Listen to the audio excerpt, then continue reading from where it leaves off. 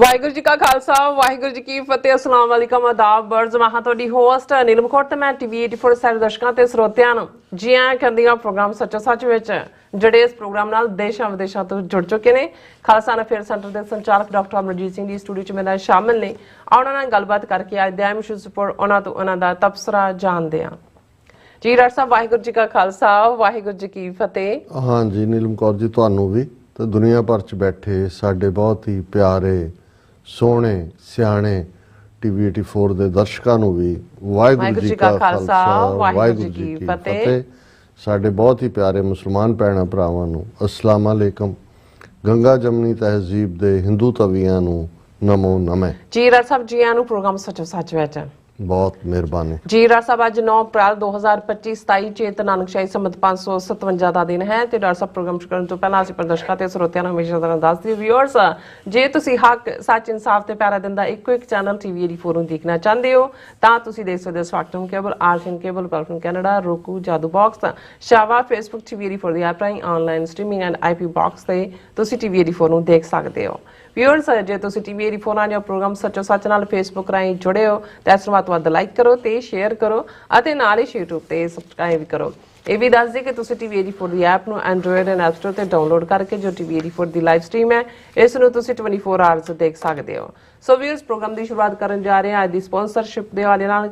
ਪਹਿਲਾਂ ਮੈਂ ਤੁਹਾਡੇ ਤੋਂ ਮਾਫੀ ਚਾਹੁੰਦੀ ਹਾਂ ਕਿ ਮੈਂ ਕੱਲ ਗੈਰ ਹਾਜ਼ਰ ਸੀ ਔਰ ਮੈਂ ਅਮਰਵੀਰ ਸਿੰਘ ਜੀ ਹੋਰਾਂ ਦਾ ਤਹਿ ਦਿਲ ਤੋਂ ਸ਼ੁਕਰਗੁਜ਼ਾਰ ਕਰਦੀ ਹਾਂ ਕਿ ਉਹਨਾਂ ਨੇ ਮੇਰੀ ਗੈਰ ਹਾਜ਼ਰੀ ਵਿੱਚ ਆਪਣੀ ਹਾਜ਼ਰੀ ਲਵਾਈ ਹੈ। ਸੋ ਪ੍ਰੋਗਰਾਮ ਦੀ ਸ਼ੁਰੂਆਤ ਕਰਾਂਗੇ ਅੱਜ ਦੀ ਸਪਾਂਸਰਸ਼ਿਪ ਦੇ ਵਾਲਿਆਂ ਨੇ। ਅੱਜ ਦੇ ਪ੍ਰੋਗਰਾਮ ਸੱਚੋ ਸੱਚ ਨੂੰ ਸਪਾਂਸਰ ਕੀਤਾ ਗਿਆ ਹੈ ਨਿਊ ਜਰਸੀ ਤੋਂ ਗੁਰਭੇਜ ਸਿੰਘ ਵੜੈਚ ਨੂੰ। ਉਹਨਾਂ ਨੇ ਟੀਵੀ 84 ਦੀ ਸ਼ਲਾਘਾ ਕੀਤੀ ਹੈ ਔਰ ਖਾਲਿਸਤਾਨ ਦੀ ਪ੍ਰਾਪਤੀ ਦੀ ਜਿਹੜੀ ਹੈ ਅਰਦਾਸ ਵੀ ਕੀਤੀ ਹੈ। ਸੋ ਅੱਜ ਦੀ ਸਪਾਂਸਰਸ਼ਿਪ ਲਈ ਅਸੀਂ ਗੁਰਭੇਜ ਸਿੰਘ ਵੜੈਚ ਹੋਰਾਂ ਦਾ ਤਹਿ ਦਿਲ ਤੋਂ ਧੰਨਵਾਦ ਕਰਦੇ ਹਾਂ। ਤੁਹਾਨੂੰ ਵੀ ਅਪੀਲ ਤੇ ਬੇਨਤੀ ਕਰਦੇ ਹਾਂ ਕਿ ਤੁਸੀਂ ਪ੍ਰੋਗਰਾਮ ਸੱਚੋ ਸੱਚ ਨੂੰ ਵੱਧ ਤੋਂ ਵੱਧ ਸਪਾਂਸਰ ਕਰੋ। ਸਪਾਂਸਰਸ਼ਿਪ ਲਈ ਤੁਸੀਂ ਸਾਨੂੰ ਕਾਲ ਕਰ ਸਕਦੇ ਹੋ ਸਾਡੇ ਫੋਨ ਨੰਬਰ ਤੇ 5166191984 ਸੇਮ ਨੰਬਰ ਤੇ WhatsApp ਕਰ ਸਕਦੇ ਹੋ। ਤੁਸੀਂ ਸਾਨੂੰ ਈਮੇਲ ਵੀ ਕਰ ਸਕਦੇ info@tv84.tv ਤੇ। ਸੋ ਵੀਅਰਸ ਪਹਿਲੇ ਸੈਗਮੈਂਟ ਦੇ ਵਿੱਚ ਜਿਸ ਤਰ੍ਹਾਂ ਕਿ ਟੈਰਿਫ ਦੇ ਹਵਾਲੇ ਨਾਲ ਆਪਾਂ ਐਵਰੀਡੇ ਗੱਲਬਾਤ ਕਰਦੇ ਹਾਂ ਅੱਜ ਵੀ ਕਰ ਰਹੇ ਹਾਂ ਕਿ ਅਮਰੀਕਾ ਦੇ ਟੈਰਿਫ ਹਥਿਆਰ ਨੇ ਦੁਨੀਆ ਵਿੱਚ ਜਿਹੜੀ ਹੈ ਤਰਥੱਲੀ ਮਚਾਈ ਹੋਈ ਹੈ ਔਰ ਚੀਨ ਦੇ ਉੱਤੇ ਟਰੰਪ ਨੇ 125% ਟੈਰਿਫ ਲਾ ਦਿੱਤਾ ਔਰ ਰਿਪਬਲਿਕਨ ਕਾਂਗਰੈਸ਼ਨਲ ਕਮੇਟੀ ਦੇ ਸਾਹਮਣੇ ਬੋਲਦਿਆਂ ਟਰੰਪ ਨੇ ਕਿਹਾ ਕਿ 50 ਤੋਂ ਜ਼ਿਆਦਾ ਦੇਸ਼ ਅਮਰੀਕਾ ਦੇ ਪੈਰੀ ਪਏ ਹੋਏ ਨੇ ਤਾਂ ਕਿ ਉਹ ਟੈਰਿਫ ਮੁੱਦੇ ਤੇ ਕੋਈ ਡੀਲ ਬਣਾ ਸਕਣ। ਉਹਨਾਂ ਨੇ ਇਸ ਦੀ ਐਕਸ਼ਨ ਦੀ ਨਕਲ ਉਤਾਰਦਿਆਂ ਦੱਸਿਆ ਕਿ ਕਿਵੇਂ ਲੋਕ ਹਾਲੋ ਬਿਹਾਲ ਹੋ ਰਹੇ ਨੇ। ਸੋ ਇਸ ਬਾਰੇ ਆਪਾਂ ਗੱਲਬਾਤ ਕਰਨ ਜਾ ਰਹੇ ਹਾਂ। ਸੋ ਅਸੀਂ ਚਾਹਾਂਗੇ ਕਿ ਤੁਸੀਂ ਇਸੇ ਤਰ੍ਹਾਂ ਬੜੇ ਰਹਿਣਾ। ਦੇਖਣ ਸੁਣਨ ਲਈ ਤੁਹਾਡਾ ਸਭ ਦਾ ਬਹੁਤ ਬਹੁਤ ਧੰਨਵਾਦ ਜੀ। ਡਾਕਟਰ ਸਾਹਿਬ ਕੀ ਵਿਚਾਰਾਂਗੇ? ਸਭ ਤੋਂ ਪਹਿਲਾਂ ਤਾਂ ਅੱਜ ਦੇ ਪ੍ਰੋਗਰਾਮ ਨੂੰ ਸਪਾਂਸਰ ਕਰਨ ਲਈ ਅਸੀਂ ਆਪਣੇ ਵੀਰ ਸਰਦਾਰ ਗੁਰਭੇਜ ਸਿੰਘ ਵੜੈਚ ਜਿਹੜੇ ਨਿਊ ਜਰਸੀ 'ਚ ਨਿਵਾਸ ਕਰਦੇ ਨੇ ਗੁਰਦੁਆਰਾ ਰਿਚਮੰਡ ਹਿੱਲ ਨਾਲ ਲੰਮੇ ਸਮੇਂ ਤੋਂ ਐਸੋਸੀਏਟਡ ਨੇ ਜੀ ਔਰ ਉਹਨਾਂ ਨੇ ਆਪਣੇ ਸੇਵਾ ਦੇ ਦੌਰਾਨ ਪਿਛਲੇ ਵਰ੍ਹੇ 'ਚ ਗੁਰਦੁਆਰਾ ਰਿਚਮੰਡ ਹਿੱਲ 'ਚ ਇੱਕ ਬੜੀ ਖੂਬਸੂਰਤ ਲਾਇਬ੍ਰੇਰੀ ਸਥਾਪਿਤ ਕੀਤੀ ਹੈ ਜਿਹਦੇ 'ਚ ਕਿ ਸਿੱਖ ਇਤਿਹਾਸ ਨਾਲ ਸੰਬੰਧਿਤ ਬਹੁਤ ਸਾਰੀਆਂ ਪੁਸਤਕਾਂ ਮੌਜੂਦ ਨੇ। ਔਰ ਵੈਸੇ ਵੀ ਮੈਂ ਜਿਨ੍ਹਾਂ ਵੀਰਾਂ ਭੈਣਾਂ ਨੂੰ ਇਸ ਸਾਰੇ ਸਮੇਂ ਦੇ ਅੰਦਰ ਜਾਣਦਾ ਹੈ ਜਾਂ ਜਿਨ੍ਹਾਂ ਦੇ ਨਾਲ ਪੰਥਕ ਪਲੇਟਫਾਰਮ ਤੋਂ 4 ਦਹਾਈਆਂ ਦੇ ਲਗਭਗ ਵਾਹ ਰਿਹਾ ਬਹੁਤ ਥੋੜ੍ਹੇ ਨੇ ਜਿਹੜੇ ਮੂਲ ਤੌਰ ਦੇ ਉੱਤੇ ਇੰਟੈਲੈਕਟ ਰੱਖਦੇ ਨੇ, ਬੌਧਿਕਤਾ ਰੱਖਦੇ ਨੇ, ਸੱਚ ਕਹਿਣ ਦੀ ਹਿੰਮਤ ਰੱਖਦੇ ਨੇ ਔਰ ਫਿਰ ਜਿਵੇਂ ਵੜੈਚ ਸਾਹਿਬ ਗੁਰੂ ਗ੍ਰੰਥ ਸਾਹਿਬ ਦੀ ਬਾਣੀ ਨੂੰ ਸਮਝਦੇ ਨੇ, ਸਿੱਖ ਇਤਿਹਾਸ ਨੂੰ ਸਮਝਦੇ ਨੇ ਔਰ ਅਜੋਕੇ ਦੌਰ ਦੇ ਵਿੱਚ ਸਾਡੀਆਂ ਕੀ ਕਮਜ਼ੋਰੀਆਂ ਨੇ ਔਰ ਕਿਵੇਂ ਅਸੀਂ ਜਿੰਨਾ ਵੱਡਾ ਚੈਲੰਜ ਇੰਡੀਅਨ ਸਟੇਟ ਵੱਲੋਂ ਸਿੱਖ ਕੌਮ ਦੇ ਖਿਲਾਫ ਜਿਸ ਨੇ ਟੋਟਲ ਵਾਰ ਡਿਕਲੇਅਰ ਕੀਤੀ ਹੋਈ ਹੈ ਕਿਵੇਂ ਅਸੀਂ ਵਿਦਿਨ ਪੰਜਾਬ ਵਿਦਿਨ ਭਾਰਤ ਆਪਣੀਆਂ ਸੰਸਥਾਵਾਂ ਨੂੰ ਬਚਾ ਸਕਦੇ ਹਾਂ, ਕਿਵੇਂ ਤਬਦੀਲੀ ਜਿਹੜੀ ਕਿ ਇੰਡੀਅਨ ਸਟੇਟ ਉਸ ਨੂੰ ਸਨਾਤਨ ਹਿੰਦੂ ਧਰਮ ਨਾਲ ਜੋੜ ਕੇ ਜਿਸ ਕਿਸਮ ਦਾ ਮਾਹੌਲ ਉਹਨਾਂ ਨੇ ਸਿਰਜਿਆ ਤੇ ਇਧਰ ਤਤ ਗੁਰਮਤ ਦੀ ਰੌਸ਼ਨੀ ਦੇ ਵਿੱਚ ਕਿਵੇਂ ਅਸੀਂ ਆਪਣੀਆਂ ਸੰਸਥਾਵਾਂ ਨੂੰ ਅੱਗੇ ਤੋਰ ਸਕਦੇ ਹਾਂ ਔਰ ਕੌਮੀ ਘਰ ਖਾਲਿਸਤਾਨ ਦੇ ਸਰ ਵੜੈਚ ਨਾ ਸਿਰਫ ਮੁਦਈ ਨੇ, ਝੰਡਾ ਬਰਦਾਰ ਨੇ, ਉਹ ਯਕੀਨੀ ਬਣਾਉਂਦੇ ਨੇ ਕਿ ਹਰ ਸਮਾਗਮ, ਹਰ ਪ੍ਰੋਟੈਸਟ, ਹਰ ਹੀਅਰਿੰਗ ਉਹ ਭਾਵੇਂ ਕਾਂਗਰੈਸ਼ਨਲ ਹੀਅਰਿੰਗ ਹੈ ਜਾਂ ਜਿਵੇਂ ਪਿਛਲੇ ਸੈਚਰਡੇ ਜਿਹੜੀ 8ਵੀਂ ਨੈਸ਼ਨਲ ਸਿੱਖ ਡੇ ਪੈਰੇਡ ਫਰੀडम ਮਾਰਚ ਸੀ ਉਹਦੇ 'ਚ ਵੀ ਉਹਨਾਂ ਨੇ ਪਾਰਟਿਸਿਪੇਟ ਕੀਤਾ।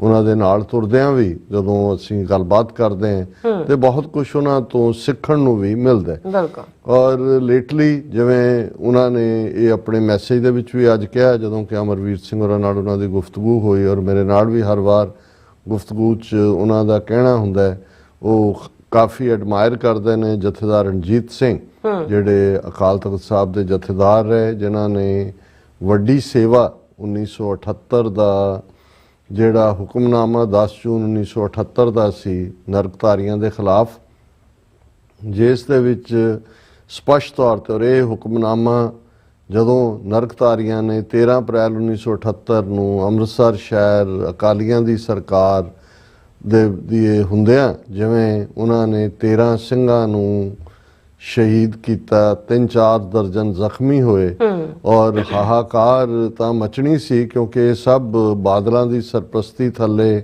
ਇੰਡੀਅਨ ਏਜੰਸੀਆਂ ਔਰ ਉਹ ਹਕੂਮਤ ਜਿਹੜੀ ਮੁਰਾਰਜੀ ਦੇਸਾਈ ਦੀ, ਜਿਸ ਨੂੰ ਸਥਾਪਿਤ ਕਰਨ ਦੇ ਲਈ ਅਕਾਲੀ ਦਲ ਨੇ ਜਾਂ ਸਿੱਖ ਕੌਮ ਨੇ 40,000 ਤੋਂ ਜ਼ਿਆਦਾ ਗ੍ਰਿਫਤਾਰੀਆਂ ਦਿੱਤੀਆਂ ਸੀ ਕਿ ਐਮਰਜੈਂਸੀ ਟੁੱਟੇ।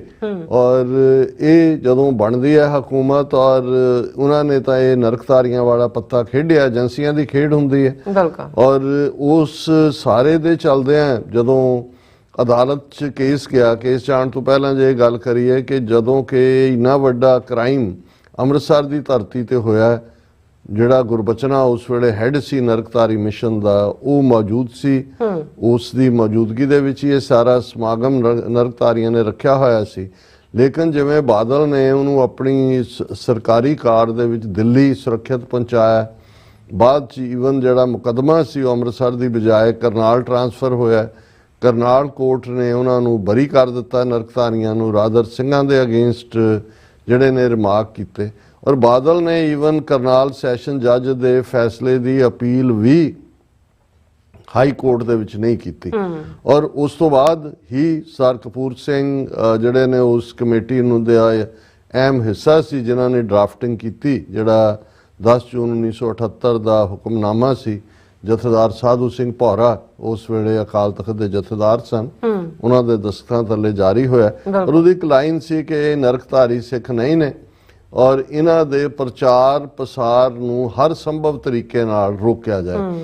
ਸੋ ਜਥੇਦਾਰ ਰਣਜੀਤ ਸਿੰਘ ਹੋਰਾਂ ਦਾ ਬਹੁਤ ਵੱਡਾ ਕਾਰਨਾਮਾ ਜਿਹੜਾ ਸੀ ਉਹ ਉਸ ਗੁਰਬਚਨੇ ਨੂੰ ਸਜ਼ਾ ਯਾਫਤਾ ਕਰਨਾ ਸੀ। ਉਸ ਤੋਂ ਬਾਅਦ ਲੰਬਾ ਵਕਤ ਉਹਨਾਂ ਨੇ ਕੈਦ ਕੱਟੀ, ਉਮਰ ਕੈਦ ਹੋਈ। ਔਰ ਫਿਰ ਜਦੋਂ ਆਈ.ਕੇ. ਗੁਜਰਾਲ ਪ੍ਰਾਈਮ ਮਿਨਿਸਟਰ ਹੁੰਦਾ ਹੈ ਔਰ ਪੈਰੋਲ ਪੀਰੀਅਡ ਦੇ ਥੱਲੇ ਥੋੜੀ ਦੇਰ ਲਈ ਉਹਨਾਂ ਨੂੰ ਛੱਡਿਆ ਜਾਂਦਾ, ਪਰ ਬਾਅਦ 'ਚ ਕੌਮ ਦਾ ਇੰਨਾ ਜ਼ੋਰ ਪੈਂਦਾ ਹੈ ਕਿ ਉਹਨਾਂ ਨੂੰ ਬਾਕੀ ਵੀ ਜਿਹੜੀ ਸਜ਼ਾ ਹੈ ਉਹ ਕੈਂਸਲ ਕਰਨੀ ਪੈਂਦੀ ਹੈ। ਲੇਕਿਨ ਇਸ ਸਾਰੇ ਦੌਰ 'ਚ ਉਹਨਾਂ ਨੇ ਬਤੌਰ ਜਥੇਦਾਰ ਅਕਾਲ ਤਖਤ ਕਾਫੀ ਨਿਧੜਕਤਾ ਦੇ ਨਾਲ ਜਿਹੜਾ ਉਹ ਇਹਨਾਂ ਨੂੰ ਜਿਹੜਾ ਚੈਲੰਜਸ ਸਨ ਸਾਹਮਣੇ, ਉਹਨਾਂ ਨੂੰ ਡੀਲ ਕੀਤਾ। ਪਰ ਜਦੋਂ ਬਾਦਲਾਂ ਨੂੰ ਇਸ ਮੁੱਦੇ ਦੇ ਉੱਤੇ ਉਹ ਉਸ ਵੇਲੇ ਪ੍ਰੋਫੈਸਰ ਮਨਜੀਤ ਸਿੰਘ ਜਿਹੜੇ ਨੇ ਉਹ ਉਹਨਾਂ ਤੋਂ ਪਹਿਲਾਂ ਐਕਟਿੰਗ ਜਥੇਦਾਰ ਸਨ ਔਰ ਜਿਹੜੀਆਂ ਕੁਝ ਡੀਲ ਜਿਹਦੇ 'ਚ ਬਰਜਿੰਦਰ ਹਮਦਰਦ, ਅਜੀਤ ਔਰ ਦੂਸਰੇ ਬਾਦਲ ਦੇ ਖਾਸਮ ਖਾਸ ਇਨਵੋਲਵ ਸੀ।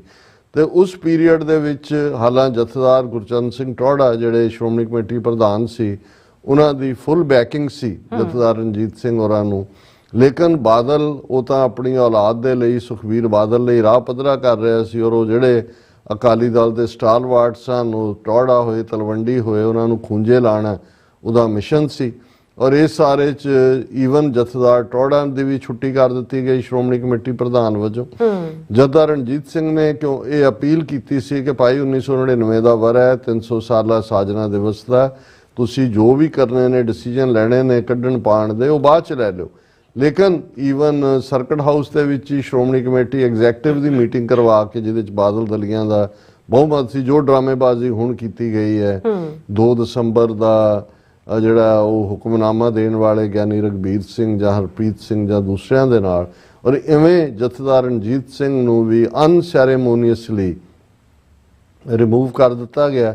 ਔਰ ਫਿਰ ਇਹ ਜਿਹੜਾ ਜਥੇਦਾਰ ਲਿਆਂਦਾ ਗਿਆ ਗੁਰਬਚਨ ਸਿੰਘ, ਜਿਸ ਨੇ ਕਿਵੇਂ ਸਿੱਖਾਂ ਨੂੰ ਲਵ ਕੁਸ਼ ਦੀ ਔਲਾਦ ਵੀ ਬਣਾਇਆ, ਕਿਵੇਂ ਉਸ ਨੇ ਨਾਨਕਸ਼ਾਹੀ ਕੈਲੰਡਰ ਨੂੰ ਵੀ ਜਿਹੜਾ ਹੈ ਉਹ ਜੇ ਬੀਬੀ ਜਗੀਰ ਕੌਰ ਪ੍ਰਧਾਨ ਬਣੀ ਤਾਂ ਉਹਨੇ ਲਾਗੂ ਕਰਨਾ ਚਾਹਿਆ, ਤਾਂ ਪੁਣੇ ਤੋਂ ਜਿਹੜਾ ਪੁਣੇ ਨਹੀਂ ਕੋਈ ਹੋਰ ਸ਼ਹਿਰ ਹੈ ਮੱਧ ਪ੍ਰਦੇਸ਼ ਦਾ ਗੁਣੇ ਤੋਂ ਚਿੱਠੀ ਫੈਕਸ ਰਾਹੀਂ ਭੇਜ ਕੇ ਉਹਨੂੰ ਵੀ ਪੰਥ ਚੋਂ ਖਾਰਜ ਕੀਤਾ। ਔਰ ਬਾਅਦ ਦੇ ਵਿੱਚ ਅਸੀਂ ਦੇਖਦੇ ਹਾਂ ਕਿ ਕਿਵੇਂ ਇਹ ਸਾਰੀ ਜਿਹੜੀ ਡਰਾਮੇਬਾਜ਼ੀ ਪੂਰਨ ਸਿੰਘ ਨਾਟ ਗੁਰਬਚਨ ਸਿੰਘ ਉਸੇ ਹੀ ਨਸਲ ਦਾ ਫਿਰ ਗੁਰਬਚਨ ਸਿੰਘ ਲਿਆਂਦਾ ਜਿਹਨੇ ਜਿਹੜਾ ਜਿਵੇਂ ਸੌਦਾ ਸਾਧ ਨੂੰ ਮਾਫੀ ਦਿੱਤੀ, ਪਰ ਪੂਰਨ ਸਿੰਘ ਰਾਹੀਂ ਇਹ ਜਿਹੜੇ ਪਾਰਟ ਸੀ ਇਹ ਸਾਰੇ ਉਹਨਾਂ ਨੇ ਅੱਗੇ ਤੋਰੇ। ਔਰ ਇਸ ਸਾਰੇ ਪੀਰੀਅਡ 'ਚ ਜਥਾ ਰਣਜੀਤ ਸਿੰਘ ਹਾਲਾਂ ਉਹਨਾਂ ਨੇ ਦਿੱਲੀ ਕਮੇਟੀ ਦੀਆਂ ਚੋਣਾਂ 'ਚ ਵੀ ਜਿਹੜੀ ਹੈ ਜ਼ੋਰ ਅਜ਼ਮਾਈ ਕੀਤੀ। ਹੁਣ ਵੀ ਪੰਜਾਬ 'ਚ ਉਹ ਇੱਕ ਸਤਤ ਤੌਰ ਦੇ ਉੱਤੇ ਉਹਨਾਂ ਦਾ ਫੋਕਸ ਹੈ ਕਿ ਵੀ ਸ਼੍ਰੋਮਣੀ ਕਮੇਟੀ ਇਹਨਾਂ ਦੇ ਬਾਦਲਾਂ ਦੇ ਜੂੜੇ ਤੋਂ ਆਜ਼ਾਦ ਕਰਾਓ, ਜਿਵੇਂ ਸਰ ਵੜੈਚ ਨੇ ਦੱਸਿਆ ਕਿ ਉਹ ਉਹਨਾਂ ਦੇ ਨਾਲ ਜਿਹੜਾ ਰਾਬਤੇ 'ਚ ਵੀ ਨੇ, ਜੋ ਸੰਭਵ ਮਦਦ ਹੈ ਉਹ ਵੀ ਕਰਦੇ ਨੇ।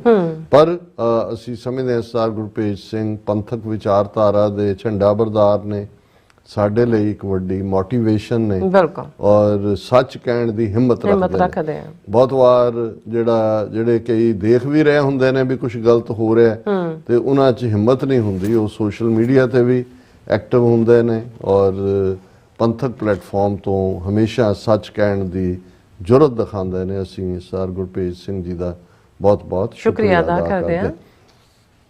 ਹੁਣ ਗੱਲ ਟੈਰਿਫ ਦੀ ਕਰੀਏ ਕਿ ਟਰੰਪ ਦੀ ਕਰੀਏ, ਟੀ ਦੇ ਨਾਲ ਦੋਨੋਂ ਨੇ, ਪਰ ਇਹਦੇ 'ਚ ਕੋਈ ਸ਼ੱਕ ਨਹੀਂ ਕਿ ਜੇ ਇਹ ਕਹਿਣਾ ਹੋਏ ਕਿ ਕਿਸੇ ਵੇਲੇ ਜਦੋਂ ਕੋਈ ਜਾਦੂਗਰੀ ਦੀਆਂ ਖੇਡਾਂ ਹੁੰਦੀਆਂ ਸੀ, ਜਾਦੂਗਰ ਜਗਲਰ ਤਾਂ ਜ਼ਾਹਰ ਹੈ ਉਹ ਤੁਹਾਨੂੰ ਇਹੀ ਕਰ ਰਿਹਾ ਵੀ ਕਿ ਕਿਸ ਝੋਲੇ 'ਚ ਕੀ ਪਾਇਆ, ਕਿਤੇ 'ਚੋਂ ਕੀ ਕੱਢਿਆ, ਕਿਤੇ ਮੂੰਹ 'ਚੋਂ ਤਾਰਾਂ ਕੱਢੀਆਂ, ਕਿਤੇ ਕੁਝ ਹੋਰ ਕੱਢਿਆ।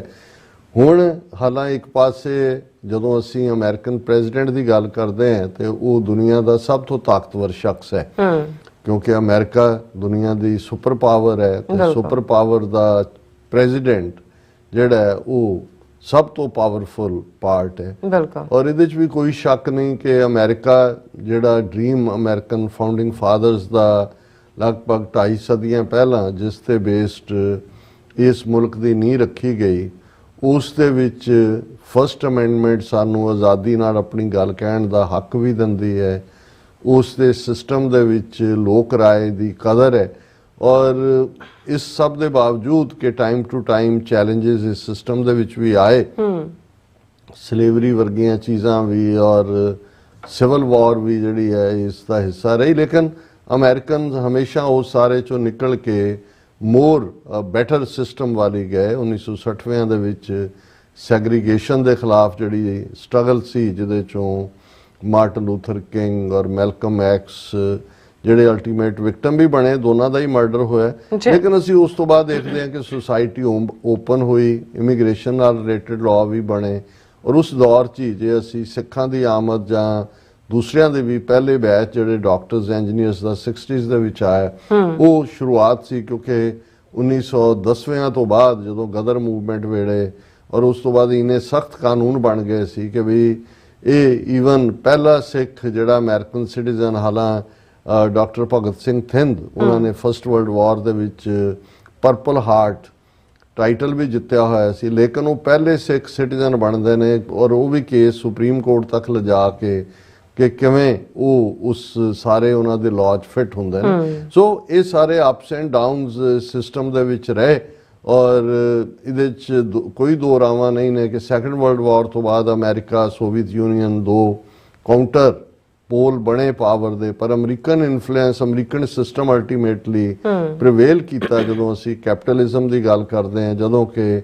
ਇੱਕ ਸਟੇਜ ਤੇ ਦੁਨੀਆ ਦੇ 70 ਦੇ ਕਰੀਬ ਮੁਲਕ, ਸੋਵੀਅਤ ਯੂਨੀਅਨ ਜਿਹੜੀ ਕਮਿਊਨਿਸਟ ਵਿਚਾਰਧਾਰਾ ਮਾਰਕਸਿਜ਼ਮ ਦੇ ਆਰਥਿਕ ਮਾਡਲ ਦੇ ਉੱਤੇ ਖੜੀ ਸੀ ਔਰ ਭਾਵੇਂ ਉਸ ਦਾ ਕਾਰਲ ਮਾਰਕਸ ਦਾ ਬੇਸਿਕ ਕਨਸੈਪਟ ਤਾਂ ਹੈਵ ਔਰ ਹੈਵ ਨਾਟ ਸੀ ਕਿ ਵੀ ਇੱਕ ਉਹ ਨੇ ਜਿਨ੍ਹਾਂ ਦੇ ਕੋਲ ਸਾਧਨ ਨੇ ਉਹ ਦੂਸਰਿਆਂ ਨੂੰ ਲੁੱਟ ਰਹੇ ਨੇ ਔਰ ਇਸ ਨੈਰੇਟਿਵ ਨੂੰ ਹੀ ਇਕੱਲਾ ਇਹ ਨਹੀਂ ਕਿ ਵੀ ਮਾਰਕਸ ਨੇ ਕੀਤਾ।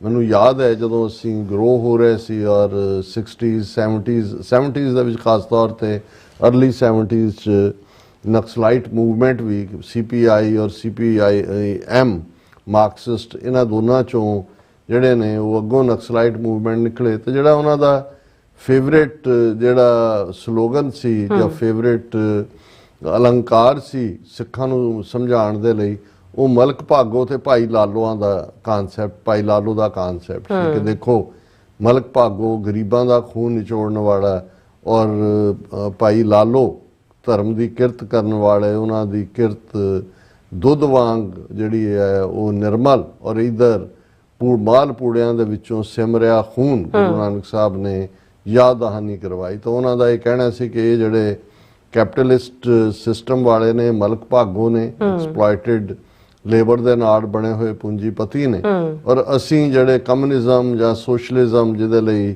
ਰਿਫਾਈਨਡ ਨੇਮ ਨਹਿਰੂ ਨੇ ਜ਼ਿਆਦਾ ਪਪੂਲਰ ਕੀਤਾ, ਇਹ ਅਸੀਂ ਜਿਹੜੇ ਆ ਅਸੀਂ ਭਾਈ ਲਾਲੋਆਂ ਦੇ ਸਿਧਾਂਤ ਤੇ ਯਕੀਨ ਕਰਦੇ। ਇਹ ਇੱਕ ਡਿਬੇਟ ਰਹੀ, ਲੇਕਿਨ ਜਦੋਂ 1990 ਤੱਕ ਪਹੁੰਚਦੇ ਆ, 99 88 99 ਤੱਕ ਸੋਵੀਅਤ ਯੂਨੀਅਨ 15 ਟੁਕੜਿਆਂ 'ਚ ਵੰਡਿਆ ਗਿਆ, ਇਕਨੋਮਿਕਲ ਫੇਲਿਅਰ ਹੋਈ, ਤਾਂ ਫਿਰ ਇਹੀ ਮਾਡਲ ਪ੍ਰੀਵੇਲ ਕੀਤਾ।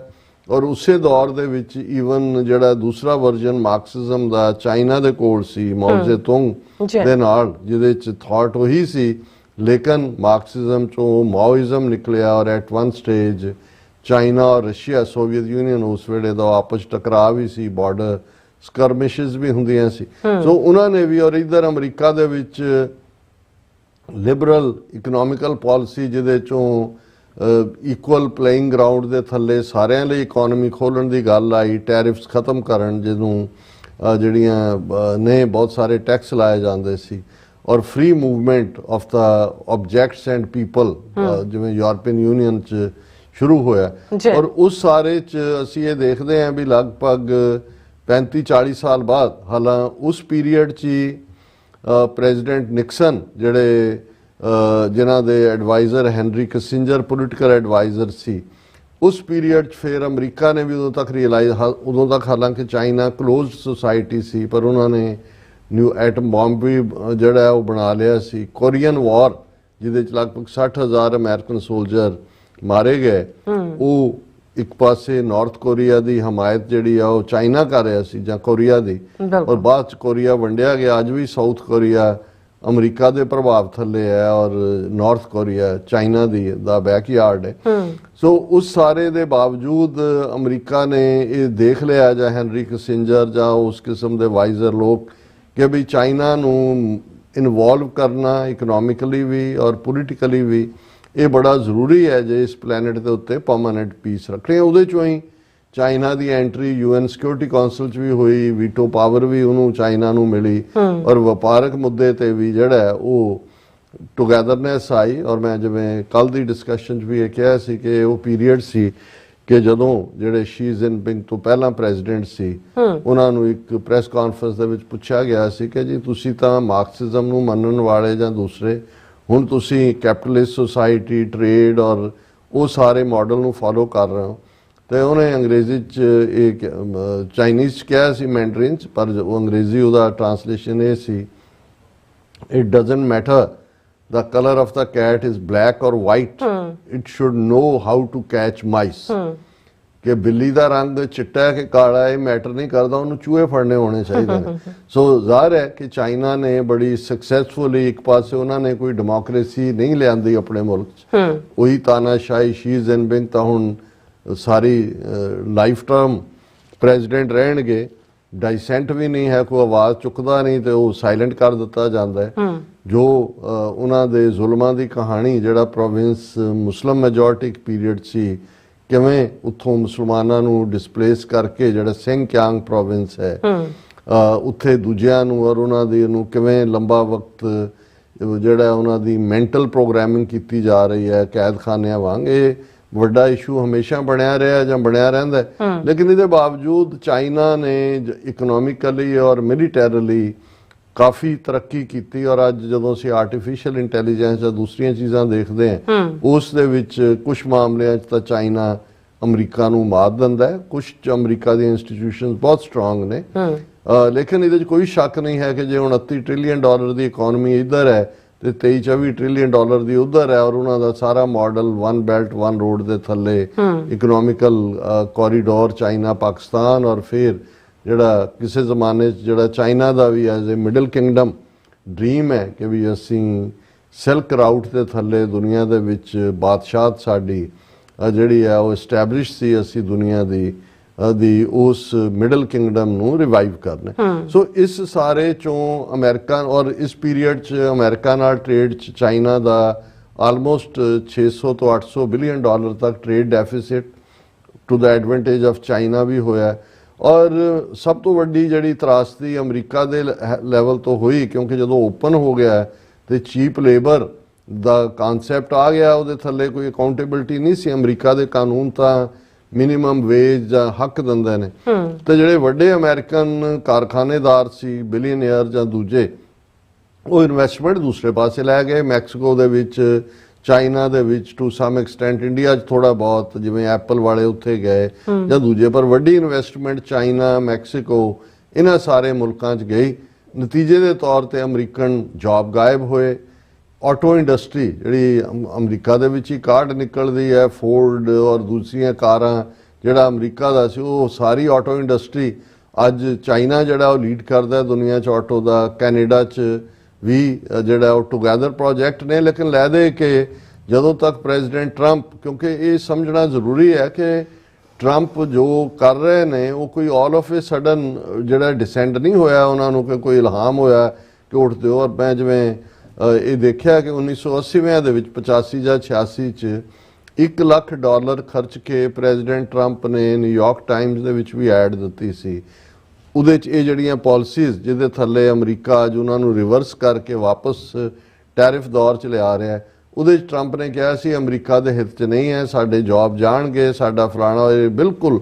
ਸੋ ਜੋ ਟਰੰਪ ਦਾ ਇਹ ਠੀਕ ਹੈ ਵੀ ਉਸ ਕਿਸਮ ਦੇ ਐਡਵਾਈਜ਼ਰ ਜਾਂ ਦੂਜੇ ਅੱਜ ਐਲਨ ਮਸਕ ਜਾਂ ਵਿਦਨ ਜਿਹੜੇ ਉਹਨਾਂ ਦੇ ਫੋਰਨ ਪਾਲਿਸੀ ਮੇਕਰ ਨੇ, ਉਹ ਵੀ ਆਪਸ ਦੇ ਵਿੱਚ ਗੁੱਥਮ ਗੁੱਥਾ ਹੋ ਰਹੇ ਨੇ। ਈਵਨ ਵਾਈਟ ਹਾਊਸ ਦੀ ਸਪੋਕਸਪਰਸਨ ਨੇ ਵੀ ਇਸ ਗੱਲ ਨੂੰ ਮੰਨਿਆ, ਕਿਉਂਕਿ ਉਹਨਾਂ ਦਾ ਜਿਹੜਾ ਇਸ ਟੈਰਿਫ ਪਾਲਿਸੀ ਨੂੰ ਐਲਨ ਮਸਕ ਠੀਕ ਨਹੀਂ ਸਮਝ ਰਿਹਾ, ਪਰ ਜਿਹੜਾ ਉਹਦੇ ਤੇ ਮੇਨ ਐਡਵਾਈਜ਼ਰ ਉਹ ਐਲਨ ਮਸਕ ਨੂੰ ਕਹਿੰਦਾ ਹੈ ਕਿ ਬਈ ਇਹ ਕਿਹੜਾ ਕਾਰ ਮੈਨੂਫੈਕਚਰ, ਇਹ ਤਾਂ ਅਸੈਂਬਲਰ ਹੈ ਔਰ ਇਹ ਉਹਦੇ ਚੋਂ ਆਇਆ। ਤਾਂ ਉਹਨੇ ਅੱਗੋਂ ਕਿਹਾ ਵੀ ਹੀ ਇਜ਼ ਅ ਮੋਰੋਨ। ਸੋ ਮਤਲਬ ਇਹ ਹੈ ਕਿ ਵੀ ਆਪਸ ਦੇ ਵਿੱਚ ਉਹ ਚੱਲ ਰਿਹਾ ਹੈ ਔਰ ਟਰੰਪ ਆਪਣੇ ਰਾਹ ਪਿਆ ਹੋਇਆ ਜਿਸ ਜੋ ਵੀ ਉਹਨੇ ਲੜਾਈ ਲਈ ਹੈ। ਹਾਂ, ਜਿਵੇਂ ਅਸੀਂ ਇਹ ਕਿਹਾ ਸੀ ਕਿ ਮਦਾਰੀ ਵਾਂਗੂ ਕਈ ਵਾਰ ਚਿੜੀ ਛੱਡ ਦਿੱਤੀ ਔਰ ਫਿਰ ਵਾਪਸ ਚਿੜੀ ਨੂੰ ਕਿਹਾ ਆ ਜਾ, ਫਿਰ ਕਿਹਾ ਵੀ ਹੁਣ ਛੱਡਾਂ। ਸੋ ਉਹ ਟੈਰਿਫ ਦੇ ਮਾਮਲੇ 'ਚ ਅਸੀਂ ਦੇਖਦੇ ਹਾਂ ਕਿ ਕੈਨੇਡਾ ਦੇ ਨਾਲ ਵੀ ਪਹਿਲਾਂ ਸੀ ਲਾਗੂ ਹੋਏ, ਫਿਰ ਰੋਕ ਦਿੱਤਾ, ਫਿਰ ਲਾਗੂ ਕਰਤਾ। ਚਾਈਨਾ ਨੇ ਅੱਗੋਂ ਜਦੋਂ ਲਾ ਦਿੱਤੀ 32% ਇਹਨਾਂ ਦੇ ਜਵਾਬ 'ਚ, ਤੇ ਹੁਣ ਟਰੰਪ ਸਾਹਿਬ ਨੇ ਆਰਡਰ ਕਰ ਦਿੱਤਾ ਹੈ ਕਿ ਭਾਈ ਅਸੀਂ 125% ਚਾਈਨਾ ਤੇ ਟੈਰਿਫ ਲਾ ਰਹੇ ਹਾਂ। ਨਾਲ ਦੀ ਨਾਲ ਉਹ ਵੀ ਕਹਿ ਰਹੇ ਨੇ ਕਿ Xi Jinping is very smart man, he will negotiate and other. ਲੇਕਿਨ ਅੱਜ ਜਿਹਨੇ ਜਦੋਂ 2 ਦਿਨ ਪਹਿਲਾਂ ਅਸੀਂ ਬਲੱਡ ਬਾਥ ਦੀ ਗੱਲ ਕੀਤੀ ਕਿ ਭਾਈ ਇਹ 1990 ਤੋਂ ਬਾਅਦ ਪਹਿਲੀ ਵਾਰ ਹੈ, ਪਰ ਅੱਜ ਪਿਛਲੇ ਕੱਲ 'ਚ ਜਿੰਨੀ ਤੇਜ਼ੀ ਨਾਲ ਸ਼ੇਅਰ ਮਾਰਕੀਟ ਅੱਪ ਗਈ, ਇਹਦੇ 'ਚ ਆਇਆ ਕਿ ਸੈਕੰਡ ਵਰਲਡ ਵਾਰ ਤੋਂ ਬਾਅਦ ਉਹਨਾਂ ਦੀ ਖਬਰ ਹੈ ਕਿ ਵੀ ਇਹ Wall Street surges to one of its best days since World War second after Trump pauses many of his tariffs. ਕਿਉਂਕਿ ਟਰੰਪ ਨੇ ਅਗਲੇ 90 ਦਿਨਾਂ ਲਈ ਬਹੁਤ ਸਾਰੇ ਮੁਲਕਾਂ ਦੇ ਉੱਤੇ ਜਿਹੜੀ ਹੈ ਉਹ ਟੈਰਿਫ ਰੋਕ ਦਿੱਤੀ ਹੈ 3 ਮਹੀਨੇ ਦੇ ਲਈ, ਔਰ ਉਹਦਾ ਨਤੀਜਾ ਹੈ ਕਿ ਵੀ ਸ਼ੇਅਰ ਬਾਜ਼ਾਰ ਜਿਹੜਾ ਹੈ ਅੱਪ ਹੋ ਗਿਆ, ਬਹੁਤ ਤੇਜ਼ੀ ਨਾਲ ਅੱਪ ਹੋਇਆ। ਔਰ ਇਹ ਜਿਹੜੀ ਖੇਡ ਚੱਲ ਰਹੀ ਹੈ ਇਸ ਵੇਲੇ, ਇਹ ਆਪਣੇ ਆਪ ਦੇ ਵਿੱਚ ਕਿੱਥੇ ਲੈ ਕੇ ਜਾਏਗੀ ਇਹ ਤਾਂ ਪਤਾ ਨਹੀਂ ਹੈ। ਲੇਕਿਨ ਟਰੰਪ ਇਸ ਸਭ ਨੂੰ ਜੋ ਕੁਝ ਚੱਲ ਰਿਹਾ ਹੈ ਬਹੁਤ ਚੰਗੀ ਤਰ੍ਹਾਂ ਇੰਜੋਏ ਕਰ ਰਹੇ ਨੇ, ਔਰ ਇੰਜੋਏ ਵੀ ਇਸ ਹੱਦ ਤੱਕ ਕਿ ਬਈ ਈਵਨ ਉਹਨਾਂ ਨੂੰ ਜਿਹੜੀ ਸਿਵਲਾਈਜ਼ਡ ਲੈਂਗੁਏਜ, ਸ਼ਾਇਸਤਗੀ ਵਾਲੀ ਤੇ ਨਾ ਸ਼ਾਇਸਤਗੀ, ਉਹ ਤਾਂ ਕਦੇ ਉਹਨਾਂ ਦੇ ਖਾਨੇ 'ਚ ਨਹੀਂ ਹੁੰਦਾ, ਜੋ ਉਹਨਾਂ ਦੇ ਦਿਲ 'ਚ ਹੁੰਦਾ ਕਹਿ ਦਿੰਦੇ ਨੇ। ਅਮਰੀਕਨ ਸਲੈਂਗ ਵੀ ਉਹ ਇਸਤੇਮਾਲ ਕਰਦੇ ਨੇ। ਔਰ ਦੂਸਰਾ, ਅੱਜ ਉਹਨਾਂ ਨੇ ਜਦੋਂ ਨੈਸ਼ਨਲ ਰਿਪਬਲਿਕਨ ਕਾਂਗਰੈਸ਼ਨਲ ਕਮੇਟੀ ਦੀ ਮੀਟਿੰਗ ਨੂੰ ਐਡਰੈਸ ਕੀਤਾ ਔਰ ਉਹਦੇ 'ਚ ਉਹਨਾਂ ਨੇ ਈਵਨ ਕਾਂਗਰਸ ਨੂੰ ਵੀ ਰਗੜੇ ਦਿੱਤੇ, ਕਿਉਂਕਿ ਜੋ ਚੱਲ ਰਿਹਾ ਉਹਦੇ 'ਚ ਕਾਂਗਰਸ ਇਹ ਵੀ ਜਿਹੜੀ ਮਹਿਸੂਸ ਕਰ ਰਹੀ ਹੈ, ਹਾਲਾਂ ਕਾਂਗਰਸ ਔਰ ਸੈਨੇਟ ਦੋਨਾਂ 'ਚ ਰਿਪਬਲਿਕਨ ਦੀ ਮੈਜੋਰਿਟੀ ਹੈ, ਕਿ ਵੀ ਜਿਹੜਾ ਬੈਲੈਂਸ ਆਫ ਪਾਵਰ ਹੈ ਉਹ ਤਾਂ ਖਤਮ ਹੋ ਰਿਹਾ। ਔਰ ਪ੍ਰੈਜ਼ੀਡੈਂਟ ਟਰੰਪ ਨੇ ਜਿੰਨੇ ਐਗਜ਼ੈਕਟਿਵ ਆਰਡਰ ਕੱਢ ਕੇ ਉਹ ਤਾਂ ਰਾਜ ਹੀ ਇਵੇਂ ਚਲਾ ਰਿਹਾ, ਫਰਕ ਤਾਂ ਇਵੇਂ ਲੱਗ ਰਿਹਾ ਵੀ ਜਿਵੇਂ ਤਾਨਾਸ਼ਾਹੀ ਵਾਲਾ ਕੰਮ ਹੈ। ਹਾਲਾਂ ਉਹਨਾਂ ਦੇ ਆਰਡਰ ਕੋਰਟ ਵੀ ਰੋਕ ਰਹੇ ਨੇ, ਕੁਛ ਨੂੰ ਕਾਂਗਰਸ ਵੀ ਚੈਲੰਜ ਕਰ ਰਹੀ ਹੈ। ਪਰ ਅੱਜ ਉਹਨਾਂ ਨੇ ਜਿੱਥੇ ਕਾਂਗਰਸ ਦਾ ਫਨ ਉਡਾਇਆ, ਉੱਥੇ ਨਾਲ ਦੀ ਨਾਲ ਉਹਨਾਂ ਨੇ ਉਹਨਾਂ ਇਹ ਕਹਿ ਕੇ ਕਿ ਦੇਖੋ ਕਿ ਟੈਰਿਫ ਨੇ ਕੀ ਪ੍ਰਾਪਤੀਆਂ ਕੀਤੀਆਂ। ਉਹਨੇ ਕਿਹਾ ਕਿ 50 ਤੋਂ ਜ਼ਿਆਦਾ ਮੁਲਕਾਂ ਦੇ ਜਿਹੜੇ ਲੋਕ ਨੇ ਉਹ ਮੈਨੂੰ ਕੰਟੈਕਟ ਕਰਕੇ ਇਵੇਂ ਤਰਲੇ ਕਰ ਰਹੇ ਨੇ। ਉਹਨਾਂ ਨੇ ਪੂਰੀ ਨਕਲ ਉਤਾਰੀ ਕਿ ਜੀ ਬਚਾ ਲਓ, ਸਾਨੂੰ ਬਚਾ ਲਓ, ਦੇ ਆਰ ਕ੍ਰਾਈਂਗ। ਔਰ ਇੱਕ ਅਮਰੀਕਨ ਗੰਦਾ ਸਲੈਂਗ ਹੈ ਜਿਹੜਾ ਉਹਨੇ ਯੂਜ਼ ਕੀਤਾ ਹੈ, ਮੈਂ ਉਹ ਇਸ ਫਾਰਮ ਤੋਂ ਕਰ ਨਹੀਂ ਸਕਦਾ। ਔਰ ਉਹਦੇ 'ਚ ਉਹਨਾਂ ਨੇ ਕਿਹਾ ਕਿ ਵੀ ਲੇਕਿਨ ਕਾਂਗਰਸ 'ਚ ਕਹਿੰਦਾ ਕੁਝ ਲੋਕ ਨੇ ਜਿਹੜੇ ਸਮਝਦੇ ਨੇ ਵੀ ਸਾਨੂੰ ਵੀ ਇਨਵੋਲਵ ਕਰੋ ਨੈਗੋਸ਼ੀਏਸ਼ਨ 'ਚ। ਪਰ Trump said he was a better negotiator than the Congress. ਤੁਹਾਨੂੰ ਕੀ ਪਤਾ, ਮੇਰੇ ਵਰਗਾ ਸੌਦੇਬਾਜ਼ ਔਰ ਡੀਲ ਕਰਨ ਵਾਲਾ ਕੋਈ ਹੋਏ ਨਹੀਂ। I am telling you those countries are calling us up kissing my, ਮੈਂ ਕਹਿ ਨਹੀਂ ਸਕਦਾ, they are dying to make a deal, please sir please. ਉਹ ਪੂਰਾ ਉਹਦੀ ਨਕਲ ਉਤਾਰ ਰਿਹਾ ਕਿ ਕਿਵੇਂ ਉਹ ਜਿਹੜੇ ਉਹ ਤਰਲੇ ਕਰ ਰਹੇ ਨੇ, please sir make a deal, I'll do anything whatever you tell me sir। ਇਹ ਜਿਹੜਾ ਉਹਨਾਂ ਦੀ ਕਾਂਗਰੈਸ਼ਨਲ ਕਮੇਟੀ ਦੇ ਰੀਜਨਲ ਜਿਹੜੀ ਰਿਪਬਲਿਕਨ ਕਾਂਗਰੈਸ਼ਨਲ ਕਮੇਟੀ ਆ ਉਹਦੇ ਸਾਹਮਣੇ ਕਹਿ ਰਿਹਾ। ਉਹਨੇ ਕਿਹਾ ਜੀ ਕੁਝ ਜਿਹੜੇ ਨੇ ਉਹ ਸਮਝਦੇ ਨੇ ਕਿ ਵੀ ਮੈਂ ਗਲਤ ਕਰ ਰਿਹਾ ਔਰ ਇਹ ਉਹਨਾਂ ਨੂੰ ਇਹ ਸਮਝ, I think that Congress should take over negotiation. ਕੁਝ ਲੋਕ ਚਾਹੁੰਦੇ ਨੇ let me tell you You don't negotiate like I negotiate।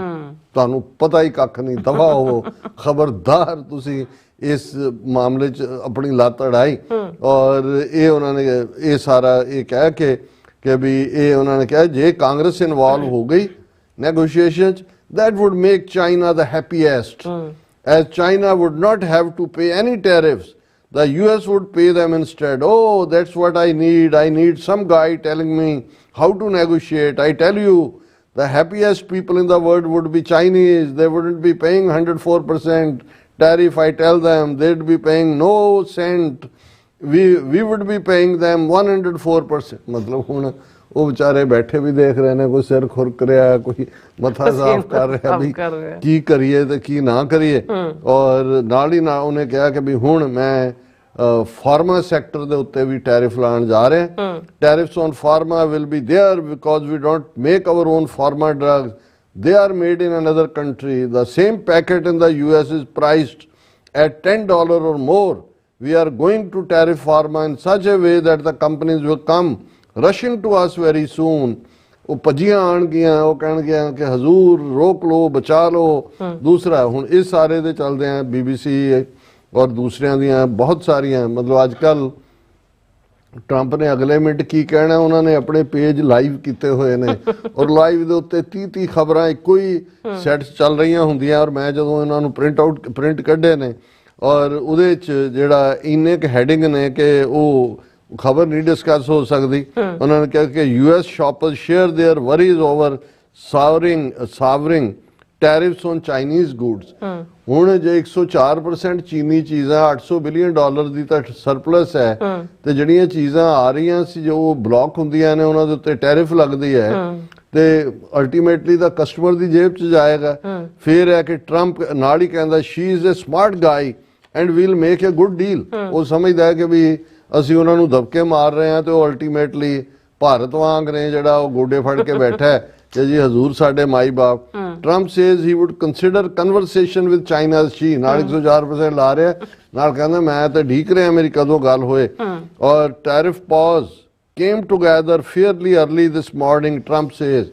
ਫਿਰ ਉਹਨੇ ਕਿਹਾ ਕਿ lack of tariff retaliation will be rewarded by Trump, White House says। White House ਕਹਿੰਦਾ ਕਿ ਜੀ ਜੋ ਟਰੰਪ ਲਾਂਦਾ ਸਿਰ ਜੋ ਜਿਹੜਾ ਨਵਾ ਕੇ ਜੇ ਤਾਂ ਮੰਨ ਲਿਆ ਤੁਸੀਂ ਕਿ ਹਜ਼ੂਰ ਸਾਡੇ ਮਾਈ ਬਾਪ, ਫਿਰ ਅਸੀਂ ਨਹੀਂ ਕਰਾਂਗੇ, ਪਰ ਜੇ ਤੁਸੀਂ ਕਾਊਂਟਰ ਕਰਨ ਦੀ ਕੀਤੀ ਕੋਸ਼ਿਸ਼ ਫਿਰ ਅਸੀਂ ਤੁਹਾਨੂੰ ਜਿਹੜਾ ਉਹ ਅੱਗੋਂ ਫੜੂੰਗਾਂਗੇ, ਹੋਰ ਲਾ ਦੇਾਂਗੇ। US markets rally after Trump softens on tariff. ਹੁਣ ਜਦੋਂ 90 ਦਿਨ ਲਈ ਰੋਕੀਆਂ ਤੇ ਮਾਰਕੀਟਸ ਥੋੜੀਆਂ ਸੰਭਲੀਆਂ ਸ਼ੁਰੂ ਹੋਈਆਂ। ਔਰ tariffs on steel, aluminium and automobile unchanged. ਉਹਨੇ ਕਿਹਾ ਜਿਹੜਾ 90 ਦਿਨ ਦਾ ਅਸੀਂ ਦਿੱਤਾ ਹੈ ਇਹਦੇ ਜਿਹੜੀਆਂ ਸਟੀਲ, ਐਲੂਮੀਨੀਅਮ, ਆਟੋਮੋਬਾਈਲ ਉਹਨਾਂ 'ਚ ਕੋਈ ਫਰਕ ਨਹੀਂ ਹੈ। Baseline 10% tariff applies to all except China, Mexico and Canada. ਕਿ ਸਿਰਫ ਇਹ ਜਿਹੜਾ ਉਹਨਾਂ ਨੂੰ ਰਾਹਤ ਹੈ ਇਹਨਾਂ ਨੂੰ, ਬਾਕੀ 10% ਬਾਕੀ ਸਭ ਤੇ ਉਹ ਜਿਹੜਾ European union will face only 10% baseline. ਮਤਲਬ ਇੰਨੇ rules of the game every day change ਹੋ ਰਹੇ ਨੇ। ਔਰ ਇਸ ਸਾਰੇ ਦੇ ਉੱਤੇ ਜਿਹੜੀਆਂ ਇੰਨੀਆਂ ਸਾਰੀਆਂ pause is because of need for flexibility president says. President ਕਹਿੰਦਾ ਦੇਖੋ ਮੈਂ ਜਿਹੜਾ 90 ਦਿਨ ਪੌਜ਼ ਕੀਤਾ ਫਲੈਕਸੀਬਲ ਵੀ ਤਾਂ ਹੋਣਾ ਚਾਹੀਦਾ। ਹੁਣ ਮੈਨੂੰ ਉਹੀ ਖਿਆਲ ਆ ਰਿਹਾ ਕਿ ਵੀ ਨਿਹੰਗ ਸਿੰਘ ਨੇ 12,000 ਰੁਪਈਆ ਦੱਸਿਆ ਦੇ 2,000 ਚ ਹੀ ਦਿੱਤਾ, ਤੇ ਜਦੋਂ ਉਹਨੇ ਕਿਹਾ ਕਿ ਜੀ ਇਹ ਸਿੰਘ ਜੀ ਤੁਸੀਂ ਬਹੁਤ ਮੰਗੇ ਸੀ, ਕਹਿੰਦੇ ਤੂੰ ਸਾਡੇ ਭਾਅ ਸੁਣੇ ਨੇ ਛੋਟਾ ਨਹੀਂ ਦੇਖੀਆਂ। ਹੁਣ ਉਹ ਕਹਿੰਦੇ ਨੇ ਕਿ ਵੀ ਇਹ ਬੜਾ ਮੈਂ ਜਿਹੜੇ ਵਿੱਚੋਂ ਰਾਹਤ ਦੇ ਰਹੇ ਬੜਾ ਜ਼ਰੂਰੀ ਹੈ, ਫਲੈਕਸੀਬਿਲਿਟੀ ਮੈਂ ਦਿਖਾ ਰਿਹਾ। ਔਰ ਨਾਲ ਹੀ ਕਹਾ Trump says bond market looked beautiful but made people queasy. ਇਹ ਕਹਿੰਦਾ ਵੀ queasy beautiful. Trump says he can make a fair deal with every country hit by tariffs. आज मेरे तो वधिया कोई deal maker नहीं है, I had to do it। और Trump speaks to media outside the White House, media ਦੇ ਨਾਲ ਵੀ ਪੂਰੇ ਉਹ ਚਸਕੇ ਲੈ ਲੈ ਕੇ ਗੱਲ ਕਰਦੇ ਨੇ। ਔਰ ਇਹ ਸਾਰੇ ਦੇ ਚੱਲਦੇ ਆ ਹੁਣ ਚਾਈਨੀਜ਼ ਨੇ ਅੱਗੋਂ ਜਿਹੜਾ ਪੂਰਾ ਮੂੰਹ ਤੋੜਵਾ ਜਵਾਬ ਦਿੱਤਾ ਹੈ। ਉਹਨਾਂ ਨੇ ਕਿਹਾ ਕਿ ਵੀ ਇਹ ਜੋ ਤੁਸੀਂ ਕਰ ਰਹੇ ਹੋ ਇਹ ਅਨਐਕਸੈਪਟੇਬਲ ਹੈ, ਭੁੱਲ ਜਾਓ ਕਿ ਵੀ ਇਹ ਕੋਈ ਸਾਡੇ ਬਿਹੇਵੀਅਰ 'ਚ ਚੇਂਜ ਹੋਏਗੀ। ਉਹਨਾਂ ਚਾਈਨਾ ਨੇ ਤਾਂ ਕਿਹਾ ਕਿ we are ready to fight to the end including the war. ਜੇ ਤੁਸੀਂ ਇਸ ਤੋਂ ਨਿਕਲ ਕੇ ਜੰਗ ਵੀ ਮਚਾਣੀ ਹੈ, ਹਾਂ ਉਹ ਕਹਿੰਦਾ ਵੀ ਅਸੀਂ ਉਸ ਲਈ ਤਿਆਰ ਹੈ। ਔਰ ਇਸ ਸਾਰੇ ਦੇ ਉੱਤੇ ਜਿਹੜਾ ਚਾਈਨਾ ਸਾਈਟਿੰਗ ਲੈਕ ਆਫ ਰਿਸਪੈਕਟ, ਉਹਨਾਂ ਨੇ ਕਿਹਾ ਵੀ ਮਿਸਟਰ ਇਹਨਾਂ 'ਚ ਕੋਈ ਇਹਨਾਂ ਨੂੰ ਕੋਈ ਕਿਸੇ ਨੂੰ ਕਿਵੇਂ ਡੀਲ ਕਰਨਾ ਹੈ ਇਸ ਦਾ ਕੋਈ ਹੈ ਹੀ ਨਹੀਂ, ਅਹਿਸਾਸ ਹੀ ਨਹੀਂ ਹੈ। ਔਰ ਇਹ ਜਿਹੜੇ ਨੇ ਇਹ ਸਾਰੇ ਦੇ ਉੱਤੇ ਚਾਈਨਾ ਨੇ ਬੜੀ ਸਟਰੋਂਗ, ਇਹੀ even European chamber of commerce ਜਿਹੜਾ ਚਾਈਨਾ 'ਚ ਉਹਨਾਂ ਨੇ ਵੀ US ਨੂੰ ਐਕਿਊਜ਼ ਕੀਤਾ ਹੈ ਕਿ ਰੋਲਿੰਗ ਬੈਕ ਮੈਨੀ of the principals that have underpinned its approach to trade and investment. It said that Trump's tariffs would have a significant impact on European companies exporting from China to the US, forcing them to rethink their business models and supply chains. और ये सारा part ਜਿਹੜਾ ਪੂਰਾ ਜਿਹਨੂੰ ਕਹਿੰਦੇ ਨੇ ਵੀ ਗਾਹ ਪਾਇਆ ਹੋਇਆ ਤੇ ਗਾਹ ਪਿਆ ਹੋਇਆ, ਗੱਲ ਕਿੱਧਰ ਨੂੰ ਜਾਏਗੀ। ਲੇਕਿਨ ਅਲਟੀਮੇਟਲੀ ਇਹ ਨੈਰੋ ਡਾਊਨ ਲੜਾਈ ਹੁੰਦੀ ਜਾ ਰਹੀ ਹੈ। ਜੇ ਟਰੰਪ ਦੀ ਮੰਨੀ ਹੈ ਕਿ ਵੀ ਆਲਰੇਡੀ ਉਹ ਬਾਕੀਆਂ ਦੇ ਨਾਲ ਡੀਲ ਸਟ੍ਰਾਈਕ ਕਰਨਾ ਚਾਹੁੰਦੇ ਨੇ, ਹੋ ਵੀ ਜਾਏਗੀ। 90 ਦਿਨ ਦਿੱਤੇ ਨੇ, 3 ਮਹੀਨੇ ਦੇ ਵਿੱਚ ਕੋਈ ਵੱਧ ਕੋਈ ਘੱਟ, ਪਰ ਅਲਟੀਮੇਟਲੀ ਚਾਈਨਾ ਔਰ ਅਮਰੀਕਾ ਇਹ ਦੋ ਵੱਡੇ ਝੋਟੇ ਜਿਹੜੇ ਨੇ ਇਹ ਮੈਦਾਨ 'ਚ ਰਹਿਣਗੇ। ਹੁਣ ਉਹ ਝੋਟਿਆਂ ਦੇ ਥੱਲੇ ਕਿਹੜਾ ਪਿਸਦਾ, ਇਹ ਕਹਿੰਦਾ ਝੋਟਿਆਂ ਦੀ ਲੜਾਈ ਤੋਂ ਦੂਰ ਰਹੋ, ਪਤਾ ਨਹੀਂ ਕਿੱਧਰ ਡਿੱਗੇ ਇਹ ਹੈ। ਲੇਕਿਨ ਇਹ ਦਿਸ ਇਜ਼ ਅ ਪਿਟੀ। ਪਰ ਜੇ ਇਸ ਸਾਰੇ ਚੋਂ ਕੋਈ ਸਟੇਬਿਲਿਟੀ ਨਿਕਲ ਆਏ, ਅਮਰੀਕਾ ਦਾ ਭਲਾ ਹੋ ਜਾਏ। ਪਰ ਹਾਲ ਦੀ ਘੜੀ ਜੋ ਉਹਨਾਂ ਦੇ ਇਕੋਨੋਮਿਸਟ ਔਰ ਦੂਸਰੇ ਵੀ ਨੇ, ਇਵਨ US ਦਾ ਇੱਕ ਬੜਾ expert economist, US economist says White House got his tariff research all wrong, ਕਿ ਵੀ ਇਹਨਾਂ ਦੀ ਸਾਰੀਆਂ ਜਿਹੜੀ ਇਹ ਅੰਦਾਜ਼ੇ ਜੇ ਲਾ ਰਹੇ ਨੇ ਇਹ ਗਲਤ ਸਾਬਤ ਹੋ ਰਹੇ ਨੇ। ਪਰ ਹਰ ਚੀਜ਼ ਦੇ ਉੱਤੇ ਇਕੋਨੋਮਿਸਟ ਵੀ ਵੇਰੀ ਕਰਦੇ ਨੇ, ਪੋਲੀਟੀਸ਼ੀਅਨ ਵੀ ਕਰਦੇ ਨੇ, ਟਾਕ ਸ਼ੋ ਵਾਲੇ ਹੋਸਟ ਤੇ ਐਂਕਰ ਵੀ ਕਰਦੇ ਨੇ, ਕਿਉਂਕਿ ਹਰ ਇੱਕ ਨੇ ਆਪੋ ਆਪਣੀ ਰੋਟੀ ਖਾਣੀ ਹੈ। ਔਰ ਹਰ ਇੱਕ ਦੇ ਕਿਸੇ ਦੇ ਦਿਮਾਗ 'ਚ ਆਟਾ ਹੈ, ਕਿਸੇ ਦੇ ਮੈਦਾ ਹੈ, ਕਿਸੇ ਦੇ ਸੂਜੀ ਭਰੀ ਹੋਈ ਹੈ, ਉਹਦੇ ਉਵੇਂ ਹੀ ਐਨਾਲਾਈਜ਼ ਕਰਦੇ ਨੇ। ਬਿਲਕੁਲ ਡਾਕਟਰ ਸਾਹਿਬ, ਤੁਹਾਡਾ ਬਹੁਤ ਬਹੁਤ ਸ਼ੁਕਰੀਆ। ਸੋ ਥਲੇ ਨੇ ਬ੍ਰੇਕ, ਔਰ ਬ੍ਰੇਕ ਤੇ ਜਾਣ ਤੋਂ ਪਹਿਲਾਂ ਅਸੀਂ ਆਪਣੇ ਦਰਸ਼ਕਾਂ ਦੇ ਸਰੋਤਿਆਂ ਨੂੰ ਅਪੀਲ ਤੇ ਬੇਨਤੀ ਕਰਦੀ ਹੈ। ਵਿਊਅਰਸ, ਜਿਸ ਤਰ੍ਹਾਂ ਤੁਸੀਂ ਜਾਣਦੇ ਹੋ ਕਿ TV 84 ਹੱਕ ਸੱਚ ਇਨਸਾਫ ਦੀ ਆਵਾਜ਼ ਬੁਲੰਦ ਕਰ ਰਿਹਾ ਹੈ। ਇਹ ਆਵਾਜ਼ ਤੁਹਾਡੇ ਪਿਆਰ ਸਦਕਾ, ਤੁਹਾਡੇ ਵਿਸ਼ਵਾਸ ਸਦਕਾ, ਤੁਹਾਡੇ ਡੋਨੇਸ਼ਨ ਸਦਕਾ ਹੀ ਹੋ ਸਕਦੀ ਹੈ। ਸੋ ਅਸੀਂ ਚਾਹਾਂਗੇ ਕਿ ਤੁਸੀਂ TV 84 ਦੀ ਚੜ੍ਹਦੀ ਕਲਾ ਲਈ ਵੱਧ ਤੋਂ ਵੱਧ ਡੋਨੇਟ ਕਰੋ। ਡੋਨੇਟ ਕਰਨ ਲਈ ਸਾਡੀ ਵੈਬਸਾਈਟ tv84.tv ਤੇ ਜਾ ਕੇ PayPal ਦੀ ਵਰਤੋਂ ਕਰਕੇ 1 ਟਾਈਮ ਡੋਨੇਟ ਕਰ ਸਕਦੇ ਹੋ, ਮੰਥਲੀ ਡੋਨੇਟ ਵੀ ਕਰ ਸਕਦੇ ਹੋ। ਤੁਸੀਂ TV 84 ਦੇ ਨਾਮ ਤੇ ਚੈੱਕ ਬਣਾ ਕੇ ਸਾਨੂੰ ਮੇਲ ਵੀ ਕਰ ਸਕਦੇ ਹੋ ਸਾਡੇ ਇਸ ਪਤੇ ਤੇ 36-01 37th Avenue, Long Island City, New York 11101 USA, ਜਾਂ ਫਿਰ ਤੁਸੀਂ ਸਾਨੂੰ ਫੋਨ ਰਾਹੀਂ ਵੀ ਸੰਪਰਕ ਕਰ ਸਕਦੇ ਹੋ 5166191984। ਤੁਸੀਂ ਸਾਨੂੰ ਈਮੇਲ ਵੀ ਕਰ ਸਕਦੇ ਹੋ info@tv84.tv ਤੇ। ਅਸੀਂ ਤੁਹਾਡੇ ਤਹਿ ਦਿਲ ਤੋਂ ਸ਼ੁਕਰਗੁਜ਼ਾਰ ਹੋਵਾਂਗੇ। ਸੋ ਹੱਥ ਲੈਣੇ ਬ੍ਰੇਕ। ਵਿਊਅਰਸ, ਤੁਸੀਂ ਇਸੇ ਤਰ੍ਹਾਂ ਬਣੇ ਰਹਿਣਾ। ਮਿਲਦੇ ਹਾਂ ਛੋਟੇ ਜਿਹੇ ਵਕਫੇ ਤੋਂ ਬਾਅਦ।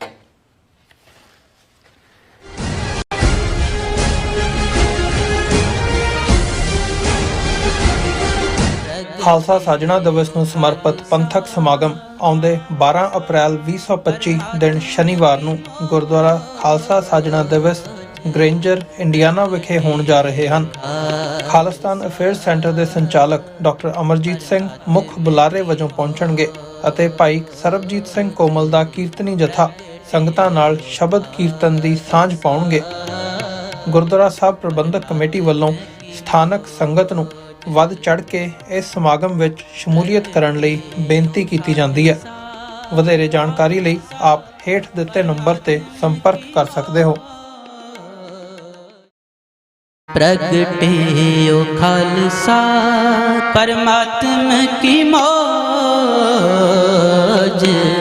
20 ਅਪ੍ਰੈਲ 2025 ਦਿਨ ਐਤਵਾਰ ਨੂੰ ਗੱਦਰੀ ਬਾਬਿਆਂ ਦੇ ਇਤਿਹਾਸਕ ਅਸਥਾਨ ਗੁਰੂ ਘਰ ਸਟਾਕਟਨ ਦੀਆਂ ਸਮੂਹ ਸਿੱਖ ਸੰਗਤਾਂ ਵੱਲੋਂ ਖਾਲਸੇ ਦਾ 326ਵਾਂ ਸਾਜਨਾ ਦਿਵਸ ਵਿਸਾਖੀ ਪੁਰਬ ਮਨਾਇਆ ਜਾਵੇਗਾ। ਐਤਵਾਰ 12 ਵਜੇ ਦੁਪਹਿਰ ਨੂੰ ਗੁਰੂ ਗ੍ਰੰਥ ਸਾਹਿਬ ਜੀ ਦੀ ਛਤਰ ਛਾਇਆ ਹੇਠ ਪੰਜਾਂ ਪਿਆਰਿਆਂ ਦੀ ਅਗਵਾਈ ਵਿੱਚ ਨਗਰ ਕੀਰਤਨ ਆਰੰਭ ਹੋਵੇਗਾ ਤੇ 4 ਘੰਟੇ ਦੀ ਨਗਰ ਕੀਰਤਨ ਯਾਤਰਾ ਪਿੱਛੋਂ ਗੁਰੂ ਘਰ ਵਾਪਸ ਪਰਤੇਗਾ। ਸਮੂਹ ਇਲਾਕਾ ਨਿਵਾਸੀ ਤੇ ਦੇਸ਼ ਪ੍ਰਦੇਸ਼ ਦੀਆਂ ਸੰਗਤਾਂ, ਧਾਰਮਿਕ ਸੰਸਥਾਵਾਂ ਅਤੇ ਸਮੂਹ ਗੁਰੂ ਘਰਾਂ ਦੀਆਂ ਪ੍ਰਬੰਧਕ ਕਮੇਟੀਆਂ ਨੂੰ ਸਨਿਮਰ ਬੇਨਤੀ ਕੀਤੀ ਜਾਂਦੀ ਹੈ ਕਿ ਇਸ ਸ਼ਾਨਦਾਰ ਤੇ ਮਹਾਨ ਅਵਸਰ ਤੇ ਫਲੋਟਾਂ ਸਮੇਤ ਪਹੁੰਚ ਕੇ ਨਗਰ ਕੀਰਤਨ ਦੀਆਂ ਰੌਣਕਾਂ ਵਧਾਓ ਅਤੇ ਕਲਗੀਧਰ ਪਾਤਸ਼ਾਹ ਅੰਮ੍ਰਿਤ ਦੇ ਦਾਤੇ ਸ੍ਰੀ ਗੁਰੂ ਗੋਬਿੰਦ ਸਿੰਘ ਸਾਹਿਬ ਜੀ ਦੀਆਂ ਖੁਸ਼ੀਆਂ ਪ੍ਰਾਪਤ ਕਰੋ ਜੀ। प्रगटे खालसा परमात्मा की मौज।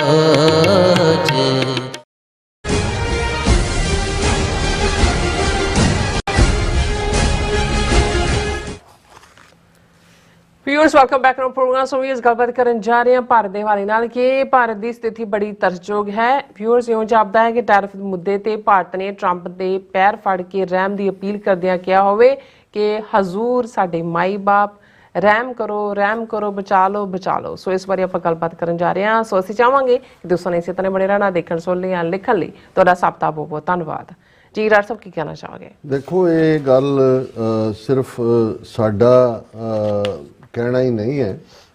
ਭਾਰਤ ਭਰ ਦੇ ਜਿਨ੍ਹਾਂ 'ਚ ਆਪੋਜੀਸ਼ਨ ਲੀਡਰ, ਆਪੋਜੀਸ਼ਨ ਧਿਰਾਂ, ਉਹਨਾਂ ਦੇ ਜਿਹੜੇ ਥੋੜ੍ਹੇ ਬਹੁਤ ਇੰਡੀਪੈਂਡੈਂਟ ਮਾਈਂਡਸੈਟ ਰੱਖਣ ਵਾਲੇ ਯੂਟਿਊਬਰ ਨੇ, ਜਿਵੇਂ ਸਾਡੇ ਇੱਕ ਵਿਊਅਰ ਨੇ ਰਵੀਸ਼ ਕੁਮਾਰ ਦਾ ਜ਼ਿਕਰ ਕੀਤਾ ਹੈ। ਹਾਲਾਂਕਿ ਸਾਰੇ ਪੱਕੇ ਇੰਡੀਅਨ ਨੈਸ਼ਨਲਿਸਟ ਨੇ, ਲੇਕਿਨ ਤੱਥ ਨੂੰ ਕਹਿਣ ਦਾ ਜਾਂ ਉਸ ਦੇ ਉੱਤੇ ਵੈਲ ਰਿਸਰਚ ਕਰਕੇ as a journalist Ravish Kumar ਦੀ ਇੱਕ ਆਪਣੀ ਕ੍ਰੈਡੀਬਿਲਿਟੀ ਹੈ।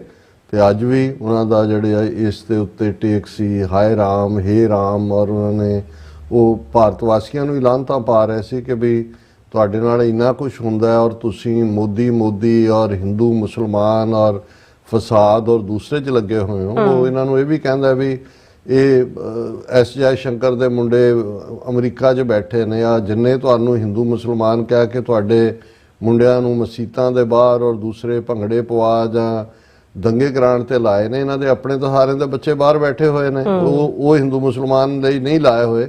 ਤੁਸੀਂ ਕਿਉਂ ਉਸ ਸਾਰੇ ਦੇ ਵਿੱਚ ਵੜਦੇ ਹੋ, ਇਹਨਾਂ ਦੀ ਉਸ ਗੰਦੀ ਖੇਡ ਦੇ ਵਿੱਚ?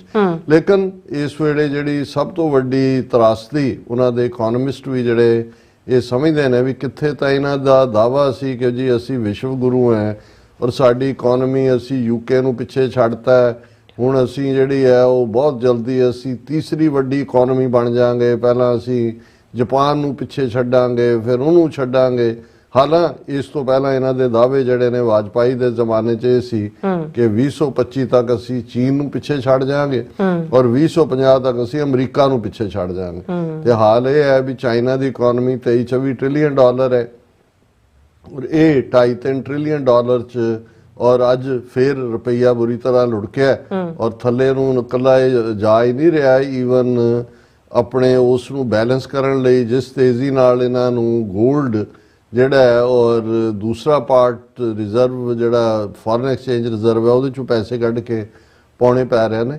ਔਰ ਦੇਖੋ, ਗੱਲ ਇਹ ਨਹੀਂ ਹੁੰਦੀ ਚਾਈਨਾ ਕੋਈ ਉਹਦੇ ਲਈ ਵੀ ਇਹ ਤਾਂ ਨਹੀਂ ਹੈ ਵੀ ਕ੍ਰਾਈਸਿਸ ਨਹੀਂ ਹੈ। ਜੇ ਅਮਰੀਕਾ ਦੇ ਉੱਤੇ ਅਮਰੀਕਾ ਨਾਲ ਟੈਰਿਫ ਵਾਰ ਸ਼ੁਰੂ ਹੁੰਦੀ ਹੈ, ਉਸ ਨੂੰ ਹੋਰ ਨਵੀਂ ਮੰਡੀ ਬਣਾਉਂਦਿਆਂ ਜਾਂ ਦੂਜਾ ਵਕਤ ਲੱਗੇਗਾ, ਪਰ ਜਿਹੜੇ ਮੁਲਕਾਂ ਦੇ ਵਿੱਚ ਗੈਰਤ ਅਣਖ ਦੂਜਾ ਹੁੰਦਾ ਹੈ ਉਹ ਸਟੈਂਡ ਲੈਂਦੇ ਨੇ, ਦੱਸਦੇ ਨੇ ਵੀ ਉਹ ਕਿੱਥੇ ਖੜੇ ਨੇ। ਕੈਨੇਡਾ, ਹੁਣ ਕੈਨੇਡਾ ਨੈਕਸਟ ਡੋਰ ਅਮਰੀਕਾ ਤੋਂ, ਜਿਨ੍ਹਾਂ ਕੋਲ ਕੋਈ ਆਪਣੀ ਬਹੁਤੀ ਵੱਡੀ ਆਰਮੀ ਨਹੀਂ, ਕੋਈ 에ਅਰ ਫੋਰਸ ਨਹੀਂ, ਕੋਈ ਦੂਜਾ ਨਹੀਂ, ਅਮਰੀਕਾ ਦੇ ਨਾਲ ਹਰ ਦੁੱਖ ਸੁੱਖ 'ਚ ਪਿਛਲੇ ਸੈਕੰਡ ਵਰਲਡ ਵਾਰ ਤੋਂ ਬਾਅਦ ਤੋਂ ਲੈ ਕੇ ਜੁੜੇ ਰਹੇ ਨੇ, ਜਿੰਨਾ ਵੱਡਾ ਝਟਕਾ ਉਹਨਾਂ ਨੂੰ ਦਿੱਤਾ ਹੈ। ਲੇਕਿਨ ਉਹਨਾਂ ਨੇ ਜਿਹੜਾ ਨਾਲ ਦੀ ਨਾਲ ਜਸਟਿਨ ਟਰੂਡੋ ਨੇ ਤਾਂ ਜੋ ਲਾਈਨ ਲਈ ਸੀ, ਮਿਸਟਰ ਕਾਰਨੀ ਹਾਲਾਂ ਬੈਂਕਰ ਕੋਈ ਪੋਲੀਟੀਸ਼ੀਅਨ ਨਹੀਂ ਹੈ, ਬੈਂਕ ਵਾਲੇ ਉਹੀ ਬਾਬੂਆਂ ਵਰਗੇ ਹੁੰਦੇ ਨੇ। ਉਹਨੇ ਬਰਾਬਰ ਅੱਖਾਂ 'ਚ ਅੱਖਾਂ ਪਾ ਕੇ ਜਿਹੜੀ ਗੱਲ ਉਹਨਾਂ ਨੇ ਕਿਹਾ ਜੀ ਹੁਣ ਸਾਡੀ ਰਿਲੇਸ਼ਨਸ਼ਿਪ ਉਹ ਨਹੀਂ ਰਹੇਗੀ ਕਦੇ ਵੀ, ਔਰ ਆਪਣੇ ਲੋਕਾਂ ਨੂੰ ਉਹਨਾਂ ਨੇ ਤਿਆਰ ਕੀਤਾ। 28 ਅਪ੍ਰੈਲ ਨੂੰ ਚੋਣਾਂ ਹੋਣੀਆਂ ਨੇ, ਔਰ ਇਸ ਸਟਾਂਸ ਨੇ ਲਿਬਰਲਸ ਨੂੰ ਕੰਜ਼ਰਵੇਟਿਵ ਤੋਂ 10 ਪੁਆਇੰਟ ਉੱਤੇ ਲੈ ਆਂਦਾ ਹੈ। ਔਰ ਹਾਲਾਂ ਨੈਕ ਟੂ ਨੈਕ ਫਾਈਟ ਹੈ, ਕੌਣ ਕਿੱਧਰ ਨੂੰ ਜਾਏਗਾ ਵੱਖਰੀ ਕਹਾਣੀ ਹੈ। ਯੂਰਪੀਅਨ ਯੂਨੀਅਨ ਜਿਹੜੀ ਸਾਰੀ ਨੈਟੋ ਲੜਦੇ ਹੀ ਇਹਨਾਂ ਦੇ ਲਈ ਰਹੇ ਨੇ, ਉਹਨਾਂ ਨੇ ਕੋਈ ਗਿਵਨ ਨਹੀਂ ਕੀਤਾ ਹੋਇਆ। ਫਰਾਂਸ, ਜਰਮਨੀ ਉਹ ਆਪਣੇ ਤੌਰ ਤੇ ਦੇਖ ਰਹੇ ਨੇ। ਜੇ ਦੁਨੀਆ 'ਚ ਇੱਕੋ ਇੱਕ ਇਸ ਲੈਵਲ ਦਾ 1 ਬਿਲੀਅਨ 400 ਮਿਲੀਅਨ ਲੋਕਾਂ ਦਾ ਮੁਲਕ, ਔਰ ਜਿਹਦਾ 43 ਬਿਲੀਅਨ ਡਾਲਰ ਦਾ ਟ੍ਰੇਡ ਸਰਪਲਸ ਅਮਰੀਕਾ ਨਾਲ ਰਿਹਾ, ਔਰ ਜਿਹੜਾ ਆਪਣੇ ਆਪ ਨੂੰ ਫਿਊਚਰ ਕਿ ਜੀ ਜਦੋਂ ਚਾਈਨਾ 'ਚੋਂ ਇਨਵੈਸਟਮੈਂਟ ਨਿਕਲੇਗੀ ਭਾਰਤ 'ਚ ਆਏਗੀ, ਔਰ ਅਮਰੀਕਾ ਨੂੰ ਖੁਸ਼ ਕਰਨ ਦੇ ਲਈ ਜਿਹਨੇ ਜਿਹੜਾ ਉਹ ਕੁਆਡ ਦਾ ਹਿੱਸਾ ਵੀ ਬਣੇ, ਔਰ ਦੂਜੇ ਬਿਲਕੁਲ ਡੈਡ ਸਾਇਲੈਂਸ। ਪਰ ਇਹ ਨਹੀਂ ਹੁੰਦਾ ਵੀ ਜਦੋਂ ਕੋਈ ਡੈਡ ਸਾਇਲੈਂਸ ਹੁੰਦਾ ਅੰਦਰ ਖਾਤੇ ਕੀ ਚੱਲ ਰਿਹਾ। ਔਰ ਉਸ ਦੇ ਉੱਤੇ ਇੱਕ ਸੰਦੀਪ ਸਿੰਘ ਖਾਲਸਾ ਉਹਨਾਂ ਨੇ ਹਿੰਦੀ बीजेपी ਜਿਹੜਾ BBC ਦੇ ਉੱਤੇ ਕਮੈਂਟ ਕੀਤਾ, डोनाल्ड ट्रंप ने मोदी और भारतीय जनता पार्टी की विदेश नीति की दुनिया के सामने उड़ाई धज्जियां भी तुहाडी पॉलिसी कोई ना। हुण क्योंकि जो डोनाल्ड ट्रंप ने कहा ना कि भी आ मुल्क जिहड़े ने उन्हां दे उन्हें नकल उतारी कि जी ਉਹਦੇ ਭਾਰਤ ਦਾ ਨਾਮ ਵੀ ਲਿਆ ਉਹਨਾਂ ਨੇ। ਸੋ ਜਦੋਂ ਅਸੀਂ ਇਹ ਕਹਿੰਦੇ ਆ ਵੀ ਇਹਨਾਂ ਨੇ ਭਾਰਤ ਲੰਮਾ ਪੈ ਗਿਆ, ਉਹਦੇ 'ਚ ਟਰੰਪ ਦੀ ਵਰਜਨ ਹੀ ਹੈ। ਉਹਨੇ ਕਿਹਾ ਕਿ ਵੀ ਇਹ ਲੋਕ ਜਿਹੜੇ ਨੇ ਮੈਨੂੰ ਫੋਨ ਕਰ ਰਹੇ ਨੇ, ਚਮਚਾਗਰੀ ਕਰ ਰਹੇ ਨੇ, ਔਰ ਇਹ ਕਹਿਣ ਨੂੰ ਤਿਆਰ ਨੇ ਕਿ ਮੈਂ ਤੁਹਾਡੇ ਲਈ ਕੁਝ ਵੀ ਕਰਾਂਗਾ। ਔਰ ਇਹ ਸਾਰੇ ਦੇ ਚੱਲਦੇ ਆ ਈਵਨ ਇਹਨਾਂ ਦਾ ਰਾਹੁਲ ਗਾਂਧੀ ਦੀ ਸਟੇਟਮੈਂਟ ਹੈ। Rahul Gandhi slams prime minister Modi on silence on US tariffs. Congress leader reiterates the demand for a caste census ਔਰ ਬਾਕੀ ਮੰਗਾਂ ਨੇ। ਪਰ ਉਹਨੇ ਕਿਹਾ ਕਿ ਬਈ ਇਹ ਜਿਹੜਾ ਮੋਦੀ ਹੈ ਉਹ ਬਿਲਕੁਲ silent on imposition of tariffs by US president Donald Trump and warned that an economic storm is coming. ਕਿ ਆਰਥਿਕਤਾ ਦੇ ਪੱਖ ਤੋਂ ਇੱਕ ਉਸ ਕਿਸਮ ਦਾ ਤੂਫਾਨ ਜਿਹੜਾ ਇੱਧਰ ਨੂੰ ਤੁਰਿਆ ਆ ਰਿਹਾ। ਔਰ ਉਹਨਾਂ ਨੇ ਕਿਹਾ ਕਿ ਬਈ ਇਹ ਸਾਰੇ ਬਿਲਕੁਲ ਇਹਨਾਂ ਨੇ ਨਾ ਕੋਈ ਤਿਆਰੀ ਕੀਤੀ ਕਿ ਭਾਈ ਜਿਹੜਾ ਜੇ ਅਸੀਂ ਕਾਊਂਟਰ ਕਰਾਂਗੇ ਜਾਂ ਟੈਰਿਫ ਲੱਗੇਗੀ ਤੇ ਅਸੀਂ ਆਪਣੇ ਫਾਰਮਰਸ ਦੇ ਇੰਟਰਸਟ ਕਿਵੇਂ ਬਚਾਉਣੇ ਨੇ। ਅਸੀਂ ਜਿਹੜੇ ਵਰਕਰ ਔਰ ਈਵਨ ਜਿਹੜੀ ਦੀ ਆਪਣੀ ਸਟੇਟ ਹੈ ਮੋਦੀ ਦੀ ਗੁਜਰਾਤ, ਜਿੱਥੇ ਹੀਰੇ ਤਰਾਸ਼ੇ ਜਾਂਦੇ ਨੇ ਜਾਂ ਜੁਐਲਰੀ ਦਾ ਸਾਰਾ ਕੰਮ ਹੈ, ਬਹੁਤ ਵੱਡੀ ਗਿਣਤੀ 'ਚ ਜਿਹੜੇ ਉਹਨਾਂ ਦੇ ਵਰਕਰ ਨੇ ਉਹ ਬੇਰੁਜ਼ਗਾਰ ਹੋਏ ਨੇ, ਉਹ ਸੁਸਾਈਡ ਕਰ ਰਹੇ ਨੇ, ਉਹਨਾਂ ਦੇ ਹੜਤਾਲਾਂ ਚੱਲ ਰਹੀਆਂ। ਪਰ ਇਹਨੇ ਬਿਲਕੁਲ ਮੂੰਹ ਦੇ ਵਿੱਚ ਘੂਣੀਆਂ ਪਾਈਆਂ ਹੋਈਆਂ। ਔਰ ਜੇ ਅੱਜ ਬੋਲਿਆ ਹੀ ਆ ਜੈ ਸ਼ੰਕਰ ਤੋਂ ਉਹਨੇ ਇੰਨਾ ਹੀ ਕਿਹਾ, India engage with US to seal trade pact, ਕਿ ਅਸੀਂ ਅਮਰੀਕਾ ਦੇ ਨਾਲ ਗੱਲਬਾਤ ਕਰ ਰਹੇ ਹਾਂ ਕਿ ਜੀ ਵਪਾਰਕ ਸਮਝੌਤਾ ਹੋਏ। ਔਰ ਉਹ ਇਹ ਕਹਿੰਦਾ ਕਿ ਵੀ ਜੀ ਅਜੇ ਸਾਨੂੰ ਨਹੀਂ ਪਤਾ ਕਿ ਵੀ ਜਿਹੜੀ ਰੈਸੀਪ੍ਰੋਕਲ ਟੈਰਿਫਸ ਨੇ ਪ੍ਰੈਜ਼ੀਡੈਂਟ ਟਰੰਪ ਦੀਆਂ ਇਹ ਕੀ ਅਸਰ ਕਰਨਗੀਆਂ, ਪਰ ਅਸੀਂ ਟ੍ਰੇਡ ਪੈਕਟ ਕਰਨਾ ਚਾਹੁੰਦੇ ਹਾਂ ਜਿਹੜਾ ਇਸ ਸਾਲ ਦੇ ਐਂਡ ਤੱਕ ਸ਼ਾਇਦ ਮੁਕੰਮਲ ਹੋ ਜਾਏ। ਔਰ ਇਸ ਸਾਰੇ ਦੇ ਚੱਲਦੇ ਆ ਹੁਣ ਰਸ਼ੀਆ ਨੇ ਇਹ ਦੇਖਦੇ ਆ ਕਿ ਵੀ ਇਹ ਫਸੇ ਵੀ ਹੋਏ ਨੇ, ਦੂਜਾ ਵੀ ਹੈ ਤੇ ਇਹਨਾਂ ਦੇ ਉੱਤੇ ਜਿਹੜਾ ਉਹ ਪਾਬੰਦੀਆਂ ਨਾ ਲੱਗਣ। Russia invites prime minister Modi for victory day parade on May 9th ਕਿ 9 ਮਈ ਨੂੰ ਉਹਨਾਂ ਨੇ ਜਿਹੜੀ ਆ ਉਹਨਾਂ ਦੀ ਕੋਈ ਵਿਕਟਰੀ ਡੇ, ਪਤਾ ਨਹੀਂ ਕਾਹਦੀ ਵਿਕਟਰੀ ਹੈ ਉਹ, 18th anniversary of victory over Germany in World War II। It is worth celebrating ਹੈ। ਵਾਕਿਆ ਹੀ ਰਸ਼ੀਆ ਨੇ ਨਾਜ਼ੀਆਂ ਨੂੰ ਹਾਰ ਦਿੱਤੀ, ਹਿਟਲਰ ਦਾ ਕਲੈਪਸ ਹੋਇਆ ਔਰ ਉਸ ਦੇ ਉੱਤੇ ਉਹਨਾਂ ਨੇ ਮੋਦੀ ਨੂੰ ਸੱਦਿਆ। ਹੁਣ ਇਹ ਅਸੀਂ ਦੇਖਦੇ ਹਾਂ ਵੀ ਇੱਧਰ ਮੋਦੀ ਨੇ ਆਪਣੇ ਮਾਈ ਫਰੈਂਡ ਟਰੰਪ ਦੇ ਪੈਰ ਫੜੇ ਹੋਏ ਨੇ, ਤੇ ਜੇ ਇਧਰੋਂ ਉਧਰ ਨੂੰ ਗਿਆ ਤੇ ਫਿਰ ਟਰੰਪ ਇੱਥੇ ਬੈਠਾ ਹੀ ਕਿ Modi you have betrayed us, don't come here ਨਾਓ।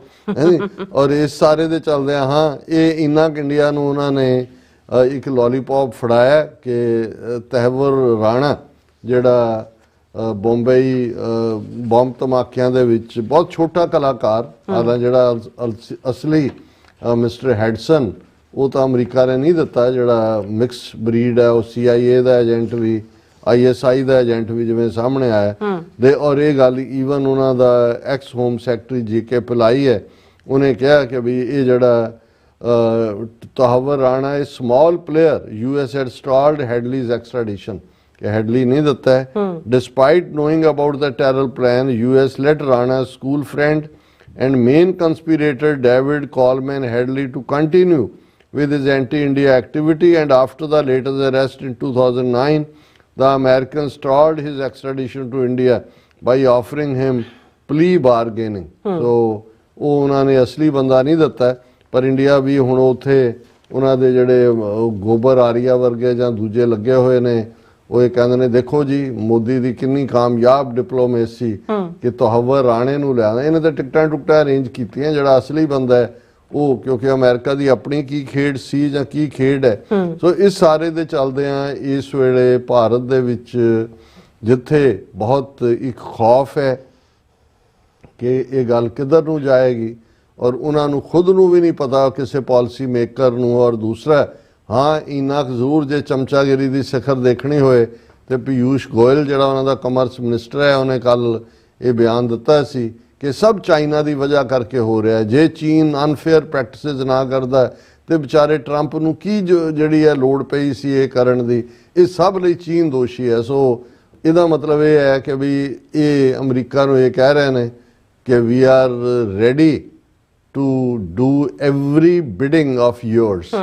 ਜੋ ਤੁਸੀਂ ਕਹੋਗੇ ਹਜ਼ੂਰ ਸਾਡੇ ਮਾਈ ਬਾਪ, ਉਹ ਭਾਵੇਂ ਚਪੇੜ ਮਾਰ ਕੇ ਜੋ ਮਰਜ਼ੀ ਕਹਿਣ, ਪਰ ਪੈਰ ਫੜੇ ਹੋਏ ਨੇ ਕਿ ਹਮਕੋ ਛੋੜ ਕੇ ਨਾ ਜਾਣਾ, ਹਜ਼ੂਰ ਸਾਡੇ ਮਾਈ ਬਾਪ. ਜੀ ਡਾਕਟਰ ਸਾਹਿਬ ਤੁਹਾਡਾ ਬਹੁਤ ਬਹੁਤ ਸ਼ੁਕਰੀਆ. ਸੋ ਥਲੇ ਨੇ ਬ੍ਰੇਕ ਵਿਊਅਰਸ, ਤੁਸੀਂ ਇਸੇ ਤਰ੍ਹਾਂ ਬਣੇ ਰਹਿਣਾ. ਮਿਲਦੇ ਹਾਂ after this short break.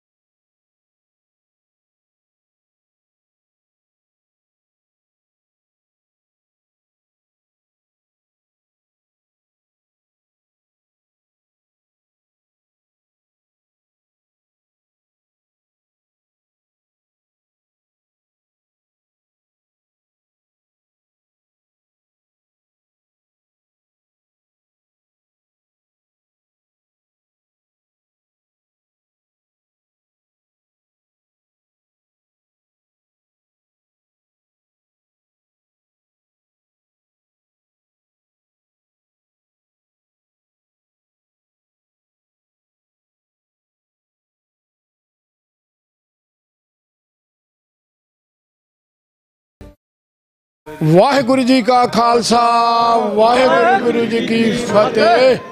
Gurdwara ਸਿੱਕਲ society, ਸਮੂਹ ਗੁਰਦੁਆਰਾ ਪ੍ਰਬੰਧਕ ਕਮੇਟੀਆਂ, ਪੰਥਕ ਜਥੇਬੰਦੀਆਂ, ਸਭਾਵਾਂ ਅਤੇ ਸੰਗਤੀ ਰੂਪ ਦੇ ਵਿੱਚ ਜੋ ਹਰ ਸਾਲ ਦੀ ਤਰ੍ਹਾਂ ਮਨਿਆਟਨ ਵਿਖੇ ਸਿੱਖ ਡੇ ਪਰੇਡ ਕੱਢੀ ਜਾਂਦੀ ਹੈ, ਉਹ ਇਸ ਸਾਲ 26 ਅਪ੍ਰੈਲ ਦਿਨ ਸ਼ਨੀਚਰਵਾਰ ਨੂੰ 12:30 ਵਜੇ 37 ਸਟਰੀਟ ਮੈਡੀਸਨ ਤੋਂ ਆਰੰਭ ਹੋਵੇਗੀ। ਉਹ ਤੇ 24 ਸਟਰੀਟ ਮੈਡੀਸਨ ਦੇ ਉੱਤੇ ਜੋ ਕਿ ਸਟੇਜ ਸਜਾਈ ਜਾਏਗੀ, ਜਿਹਦੇ ਉੱਤੇ ਪੰਥਕ ਬੁਲਾਰੇ ਤੇ ਸਾਡੇ ਜਿਹੜੇ ਨਿਊਯਾਰਕ ਦੇ ਜਿੰਨੇ ਵੀ ਇਲੈਕਟਡ ਅਫੀਸ਼ਲ ਆ ਉਹ ਸੰਗਤਾਂ ਨੂੰ ਸੰਬੋਧਨ ਹੋਣਗੇ। ਸਮੂਹ ਸੰਗਤਾਂ ਦੇ ਚਰਨਾਂ 'ਚ ਬੇਨਤੀ ਕੀਤੀ ਜਾਂਦੀ ਆ ਕਿ ਇਹ ਜਿਸ ਪਰੇਡ ਦੇ ਵਿੱਚ ਆਪਣੇ ਆਪ ਨੂੰ ਸ਼ਾਮਲ ਕਰੋ ਤੇ ਗੁਰੂ ਦੀਆਂ ਖੁਸ਼ੀਆਂ ਪ੍ਰਾਪਤ ਕਰੋ ਕਿ ਇਹ ਪਰੇਡ ਸਾਡੀ ਪੋਲੀਟੀਕਲ ਤੇ ਧਾਰਮਿਕ ਆਜ਼ਾਦੀ ਨੂੰ ਦਰਸਾਉਂਦੀ ਹੈ ਜੀ। ਵਾਹਿਗੁਰੂ ਜੀ ਕਾ ਖਾਲਸਾ, ਵਾਹਿਗੁਰੂ ਜੀ ਕੀ ਫਤਿਹ। ਮੁਝੇ ਨਾ ਦੇ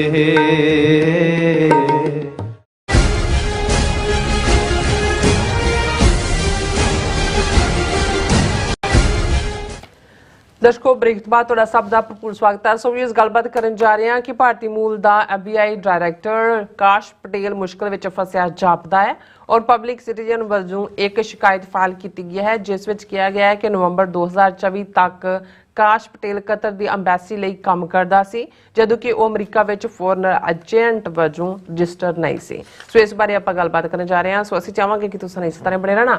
ਦੇਖਣ ਸੁਣ ਲਈ ਲਿਖਣ ਲਈ ਤੁਹਾਡਾ ਸਭ ਦਾ ਬਹੁਤ ਬਹੁਤ ਧੰਨਵਾਦ ਜੀ। ਡਾਕਟਰ ਸਾਹਿਬ ਕੀ ਕਹਿਣਾ ਚਾਹੋਗੇ?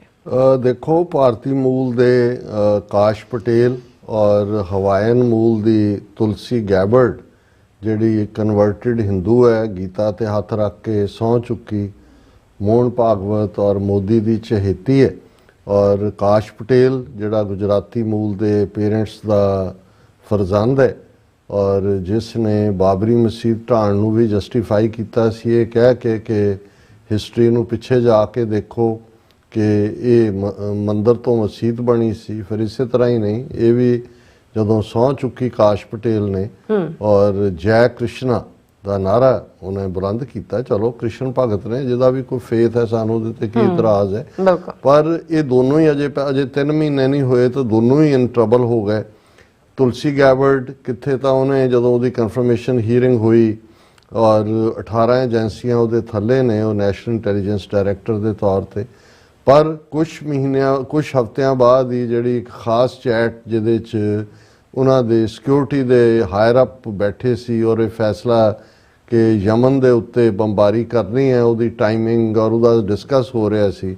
ਔਰ ਉਸ ਚੈਟ ਗਰੁੱਪ ਦੇ ਵਿੱਚ ਦਾ ਐਟਲਾਂਟਿਕ ਦੇ ਐਡੀਟਰ ਇਨ ਚੀਫ ਨੂੰ ਵੀ ਜੁਆਇਨ ਕਰਾ ਲਿਆ ਗਿਆ ਜਿਹਦਾ ਕੋਈ ਲਾਗਾ ਦੇਗਾ ਨਹੀਂ ਸੀ। ਔਰ ਜਦੋਂ ਉਹਨੇ ਉਹ ਸਾਰੇ ਦਾ ਇੰਕਸ਼ਾਫ ਕੀਤਾ ਤੇ ਬੜਾ ਇਸ ਦੇ ਉੱਤੇ ਜਿਹੜਾ ਉਹ ਰੌਲਾ ਪਿਆ ਕਿ ਵੀ ਇਸ ਲੈਵਲ ਦੀ ਜਿਹੜੀ ਸਿਕਿਉਰਿਟੀ ਲੀਕ ਦਾ ਹੋਣਾ ਹੈ ਜਾਂ ਤੁਸੀਂ ਕਿਸੇ ਨੂੰ ਲਿਆ ਰਹੇ ਹੋ ਜਿਹਦਾ ਕੋਈ ਨਹੀਂ ਹੈ। ਔਰ ਇਸ ਦੇ ਉੱਤੇ ਫਿਰ ਸੈਨੇਟ ਕਮੇਟੀ ਨੇ ਇਹਨੂੰ ਬੜਾ ਸੀਰੀਅਸਲੀ ਲਿਆ ਔਰ ਤੁਲਸੀ ਗੈਬਰਡ ਨੂੰ ਜਦੋਂ ਇਸ ਮੁੱਦੇ ਦੇ ਉੱਤੇ ਤਲਬ ਕੀਤਾ ਗਿਆ, ਦੂਸਰੇ ਵੀ ਜਿਹੜੇ ਇਨਵੋਲਵ ਸੀ, ਤਾਂ ਫਿਰ ਉਸ ਬੀਬੀ ਦੇ ਵੀ ਸ਼ਕਲ ਦੇਖਣ ਵਾਲੀ ਸੀ ਕਿ ਭਾਈ ਬਿਆਨ ਦੇਣੇ ਜਾਂ ਬੜੇ ਬੜੇ ਦਾਅਵੇ ਕਰਨੇ ਜਾਂ ਪਬਲਿਕ ਸਪੀਚਸ ਹੋਰ ਗੱਲ ਹੈ, ਪਰ ਜਦੋਂ ਜਿਸ ਕੰਮ ਦੇ ਵਿੱਚ ਤੁਸੀਂ ਆਏ ਹੋ ਜੇ ਤੁਹਾਨੂੰ ਉਹਦਾ ਤਜਰਬਾ ਹੀ ਨਹੀਂ ਹੈ, ਪਤਾ ਹੀ ਨਹੀਂ ਹੈ ਵੀ ਤੁਹਾਨੂੰ ਕੀ ਹੈ, ਤਾਂ ਫਿਰ ਇਸ ਕਿਸਮ ਦੀਆਂ ਹੀ ਲੈਪਸਿਸ ਹੁੰਦੇ ਰਹਿਣਗੇ। ਕਾਸ਼ ਪਟੇਲ ਉਹਨੂੰ ਲੈ ਕੇ ਅੱਜ 2 ਖਬਰਾਂ, ਹਾਲਾਂਕਿ ਤੁਹਾਨੂੰ ਇਸ ਕਿਸਮ ਦੀ ਕੋਈ ਖਬਰ ਨੈਸ਼ਨਲ ਇੰਡੀਅਨ ਮੀਡੀਆ ਤਾਂ ਦੂਰ ਦੀ ਗੱਲ, ਇੱਥੇ ਵੀ ਜਦੋਂ ਤੱਕ ਤੁਸੀਂ ਇਸ ਨੂੰ ਚੰਗੀ ਤਰ੍ਹਾਂ ਮੀਡੀਆ ਨੂੰ ਖੰਗਾਲਦੇ ਨਹੀਂ ਜਾਂ ਤੁਹਾਡਾ ਜਿਹਨੂੰ ਨੋਜ਼ ਫॉर ਦਾ ਨਿਊਜ਼ ਕਹਿੰਦੇ ਨੇ ਕਿ ਵੀ ਤੁਸੀਂ ਸਮੈਲ ਨਹੀਂ ਕਰਦੇ। ਔਰ ਮੇਰੇ ਜਦੋਂ ਦੋਨੋਂ ਦੇਖਿਆ ਮੈਂ ਕਿਹਾ ਵੀ ਇਹ ਤਾਂ ਪਹਿਲੇ 3 ਮਹੀਨਿਆਂ 'ਚ ਇਹਦਾ ਡਿਕਲਾਈਨ ਸ਼ੁਰੂ ਹੋ ਗਿਆ।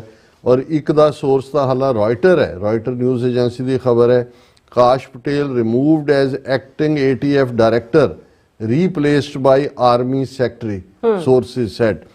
ਹੁਣ ਇਹ ਜਿਹੜਾ ATF ਹੈ ਇਹ bureau of alcohol, tobacco and firearms ਹੈ, ਬਹੁਤ ਇੰਪੋਰਟੈਂਟ ਬਾਡੀ ਹੈ। ਇਹਦਾ ਐਡੀਸ਼ਨਲ ਚਾਰਜ ਉਹਨੂੰ ਦਿੱਤਾ ਸੀ, ਪੂਰੀ ਸਹੁੰ ਖਵਾਈ ਗਈ ਸੀ ਔਰ ਇਹ ਫਰਵਰੀ ਦੇ ਵਿੱਚ ਜਿਹੜਾ ਇਸ ਦਾ ਬੋਰਡ ਦਾ ATF alcohol, tobacco and firearms and explosives ਉਹਦਾ ਵੀ ਇੰਚਾਰਜ ਬਣਿਆ ਸੀ, ਲੇਕਿਨ ਉਸ ਨੂੰ ਚੁੱਪ ਚੁਪੀਤੇ ਰਿਮੂਵ ਕਰ ਦਿੱਤਾ ਗਿਆ ਔਰ ਉਸ ਦੀ ਥਾਂ ਦੇ ਉੱਤੇ ਜਿਹੜਾ ਡ੍ਰਿਸਕॉल, ਜਿਹੜਾ ਸਾਬਕਾ ਸੈਕਟਰੀ ਡੈਨੀਅਲ ਡ੍ਰਿਸਕॉल ਹੈ US army the, replaced by US Army Secretary Daniel Driscoll. Several people familiar with the matter said on Wednesday. ਇਹ ਰॉयटर ਨੇ ਕਿਹਾ ਵੀ ਸੈਕਟਰੀ ਡਿਫੈਂਸ ਨੂੰ ਇਹਦੇ ਥਾਂ ਲਾਇਆ ਗਿਆ, ਕੋਈ ਰੀਜ਼ਨ ਨਹੀਂ ਦਿੱਤਾ ਗਿਆ ਕੀ ਹੈ। ਔਰ ਉਹਨਾਂ ਨੇ ਕਿਹਾ ਕਿ ਵੀ ਇਹ abrupt change in leadership comes at a time when senior Justice Department officials are weighing whether to merge the ATF with the US Drug and Enforcement Administration. ਇਹ ਚੁੱਪ ਚੁਪੀਤੇ ਉਹਨਾਂ ਨੇ ਇਹਨੂੰ ਰਿਮੂਵ ਕੀਤਾ, ਪਰ ਇਸ ਦੇ ਨਾਲ ਕਿਉਂਕਿ ਇਹ ਐਡੀਸ਼ਨਲ ਚਾਰਜ ਸੀ, ਪਰ ਜਿਹੜੀ ਉਹਦਾ ਈਵਨ FBI ਡਾਇਰੈਕਟਰ ਹੋਣ ਦੇ ਉੱਤੇ ਵੀ ਸਵਾਲੀਆ ਨਿਸ਼ਾਨ ਲੱਗ ਗਿਆ।